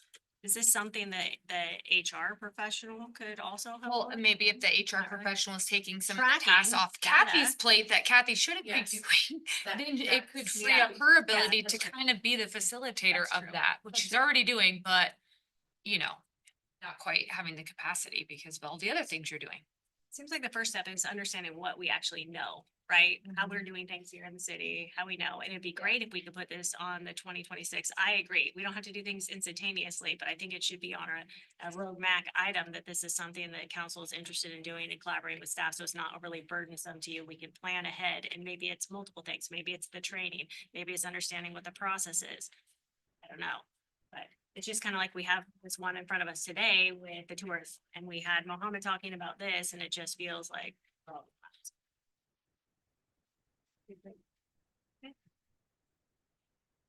It's a big bucket. And all the different methods of hearing services, whether it's qualification based or price based or invitation to bid or the MGC, what they're doing at the police station, that's a whole different animal. And then adding performance evaluations and things like that, you know, so Right. yeah. Kathy, how do you, when you said that like, okay, well, you know, from your tickler that it has to go out for an RFP, is that based solely on the nomenclature that was put in the actual contract, assuming it was put in there, or how do you know that? No, it's just my, Right, for whatever the contract is, it's just my, like, it could either be something that we had talked about it at the time that we would go out for an RFP. So there's very few that I ever do this with. But if I'm pretty sure that that's gonna need to go out for an RFP, then I do the notice to them a lot sooner. To the staff member. Who's currently tracking all of it? But I would also add that I think there actually are a lot of guidelines around that, that maybe we just haven't brought into a document that's kind of a one shop document that you can look at and reference. Well, this is how I'm supposed to be doing it under the public contracting guidelines. It just isn't that clear. It's more of a, you have to interpret it and then put the policy together, but actually there are a lot of guidelines already in state law and in city code around those. is there any other cities or municipalities that have something already in place, any guidelines? So most cities do, they do what City of St. Helens is already doing. You guys are already doing it right. As far as you are following the state law and then you have your own local contracting rules. And they probably have, I wouldn't call them policies, but they probably just have internal documents. I know at cities I've worked with, we just create internal documents that you can use like a chart that's like, well, if it's $50,000 or above, you do this. If it's a good, you do this. If it's a service, you do that. And so these charts interpret the policies or apply the policies and make it in like a handy chart. It's easier to follow. I would say that St. Helens is already on the right track and Kathy's already doing that, but it's useful to have these diagrams so that everybody can see what the rules are. Yeah, because I know that different departments like the wastewater treatment plant, when they have to go out for sodium hypochlorite, they are doing informal bids, but you know, it would be nice to have a policy document that says this is when you go out for informal bids, this is when you have to do an RFP, this is when you have to do if you have a contract, this is when I mean, I like the format that you did for a policy. They're just, again, placeholders. That was just it's conceptual for an idea. Exactly, and I understand that, yeah. It might also help when the contracts are being crafted too, right? So if we have a contract, then maybe we're not entering into a contract that has a lengthy initial period of time, depending on what it is. If it is a set of criteria like you're talking about that already exists. I did try to come through the ORS beforehand, doing the research, but it is a lot of minutia that goes into that procurement. So I've been here for almost 25 years and that public contracting code is so confusing. And it is hard because every single good or service or public improvement contractor or whatever is very individualized. It's very specific. So it's just very cumbersome. She's an expert. I on think it. there's room to make it easier, and I think actually all of the guidelines, even the guidelines that were in her policy already exist to some degree. They might be, you might not agree with the guidelines that are there, and the city is free to change them, but they exist already. So 2026, we can put this for a topic or. Yes, and anytime anybody has a procurement question, they could ask. Anything else on that? I'm good. Okay, you don't want to talk about procurement anymore? We all love RFPs. What are you talking about? Okay, John, I think. All right, thank you, Miriam. We come into the council chambers, you notice some blue barrels. Here at the entrance to City Hall, Port Utility Building, some Public Works, Library. We're having an internal competition soon. So there'll be 2 tranches of it, one's for Thanksgiving and one's for Christmas, and so cash and prizes involved and things of that nature, so. I think Gloria brought that too as an idea for wellness, and we're gonna do that to support our community at the staff level, so. Halloween Town's going strong. Last weekend, it was really soggy and wet, but it didn't seem to slow fans down too much. A lot of people coming into town, supporting the event and our local businesses, even though last year we had quite the construction scene, this year it's just the remnants of the punch list items and utility pole removal, so that bigger and better than ever, so. On September 3rd, we talked about Sand Island, the lease at Sand Island. We had scheduled today to be a day to talk to them about that. After more thought about that, we wanted to have a more coordinated approach on all the variables in the lease and work with the lease operator as far as the safety and the access and so a lot of the things that came up. And so we'd like to bring that back to you for discussion. Just for a quick refresher, that the lease is 10 years long. That's a long time. It's a 5-year check-in on that. So this is a good opportunity to do that, to see what's working and what we could do better. And so we'd like to come back to you in a future date. We have discussions and recommendations and move forward with that. Case in point, the 5 years, by the way. It's like way too long for a long-term contract. You just pinpoint. Do we have any idea, a time frame? Because we have very interested citizens in this topic specifically. And so do we have any timeline where we can reasonably expect this to come back? And is there going to be, what are we going to be able to provide citizens? Just the update? Are we going to be addressing any of their concerns? I will say be well in advance of when the season starts up again in spring. Right now, it's pretty quiet over there. I went over on Saturday in the rain and it was really quiet. So we'll have conversations over the next month or so and come back, December-ish.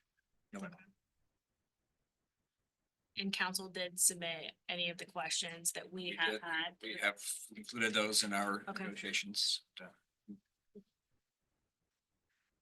Project Arcadia, we're supporting them and they're really close to completion. They have to go through this DQ process again, but we're supporting them in every way we can to have them be successful. It's a complicated process, but I think everybody involved is committed to making it work. Very exciting opportunity for our community to bring back the jobs and the option to have even more jobs should they be. They're successful with the paper machine and phase of operation. Planning on having any type of like grand opening or celebration or anything? We have been working with them on a press release type document. It's ready to go. Sound what I was thinking, like. So I feel like we need I it. feel like maybe Counselor Hubbard and I can speak to that. While we were on a walk, there was, let me rephrase that. There was an expressed interest to really kind of celebrate the grand opening. And I think that that's going to be more driven towards Arcadia and what they would like to do. And I think we jump on board and support, getting everybody excited about it. They had spoke about a few different options. So I think that they're probably going to want to come back. Well, the city is chamber members, so we have the ability to do some chamber, events with them as well. And, I think we should partnership and try to bring people in for that, so. Should be a huge celebration. And we should be really celebrating. And next year is their 100th year. That mill's 100th year, right? Counselor Simi? So that's even. That should be really celebrated. Exactly. It's here. Bringing a mill back to a city that's lost it, that's unheard of. It is in really, America. Yeah. it really is, because I think that 7 or 8 had already left, like Oregon. Like they're just not operating here anymore at all. So we're pretty blessed to have them here. I don't need to understate the magnitude, but I've been saying this very repetitively for quite some time, but it really is a really impressive achievement to get the paper roll that would That's why I really want to celebrate it. likely on the Celebrate our wins. Yeah. The manager was really positive about celebration and opening, and so I think, more contact with him about on a big event there in the parking lot or whatever he'd Exactly. like to do. I think 2.5 years ago, we were talking about scrapping the machines. in addition, not just celebration, just the community involvement in general, there seems to be a high interest. Yeah, well, definitely. Exactly. And we want to show them, that this is another good thing for St. Helens. We've got plenty to scrap, don't worry. Sorry, John, we hijacked that. We're excited about it. No, that's right. No, I'm glad I asked though, because I would have been very disappointed if there was only a declaration. We're gonna just put it out on social media. That's it. But you're tired of hearing about it. So. No, we want to hear about it every time. We're excited. Celebrate our wins. It's very No, important. and I totally agree. It's something that's very special and help get our people back to work and Exactly. just the mill site itself, even just carving out that operations and the city having other opportunities around it is really exciting as well. Yeah, and the Seeing fact they want trucks go back down there and all of that. and the fact they want to be community partners, like they want to be involved. That's Yeah. amazing. So, okay, anyway, sorry, John. We talked about the police station and the due diligence, so that's going along. And equally exciting, Romano Capital, their exclusive negotiating agreement the council entered into last meeting. We've given them a huge SharePoint file that we can upload a lot of our documents for their review, including, a lot of the plans are pretty well developed as far as the road and the infrastructure and we have all the history of the planning documents. So they're coming through that. We're gonna have meetings at a pretty regular cadence here coming up. Keeping Jacob So- busy with projects. I think, John, with that, if I may, there is definitely some confusion on, with some citizens that they think that we signed a contract for them to actually build down there, right? And that's gonna happen if people are not necessarily reading all the documents, which they may not. But also, there is going to be an opportunity for public to weigh in on whatever conceptual design is brought forth. So Absolutely. I think that we need to really, maybe that should be something that's also put out there too at some point, so that people know that we haven't just decided on anything. We're doing an exploratory contract with them to see what kind of. They haven't decided on anything either. No, that's the point. It's just still so early on. But the citizens will get an opportunity if they choose to voice their opinions on it. Yeah, there's feasibility here. There's milestones built within that they're getting this body of information to work with. They're gonna do their due diligence, their planning, review. I mean, we've been working on this for over a decade, so there's a lot of information there. And to come back with their ideas. That would be a check in with the public on that.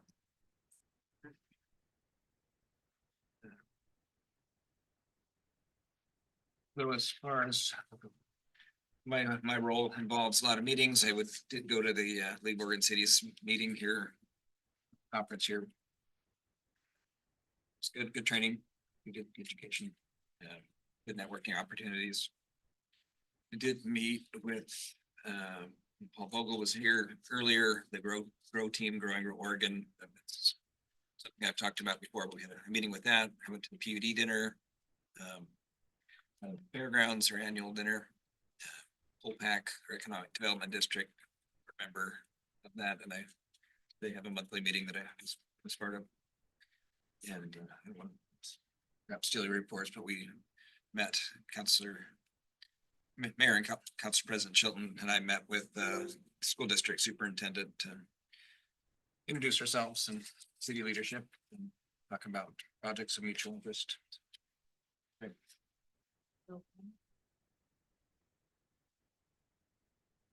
And meeting I need to schedule is follow up to the lagoon conversation. So working with our consultants, we have this funding that we need to put to the most efficient use and discussion about how we best go about that. That's it. Right. We haven't talked about enough today, right? Okay, so that to the end of our agenda items. So following the conclusion of this council work session is going to be an executive session scheduled to take place to discuss labor negotiations under ORS 1926602D, real property transactions under ORS 1926602B, exempt records, confidential attorney-client privilege memo under ORS 1926602F, and consult with legal counsel, potential litigation under ORS 1926602H. Representatives of the news media staff and other persons as approved shall be allowed to attend the executive session. All their members of the audience are asked to leave the council chambers. And with that, I am going to adjourn the general work session at 6:15 p.m.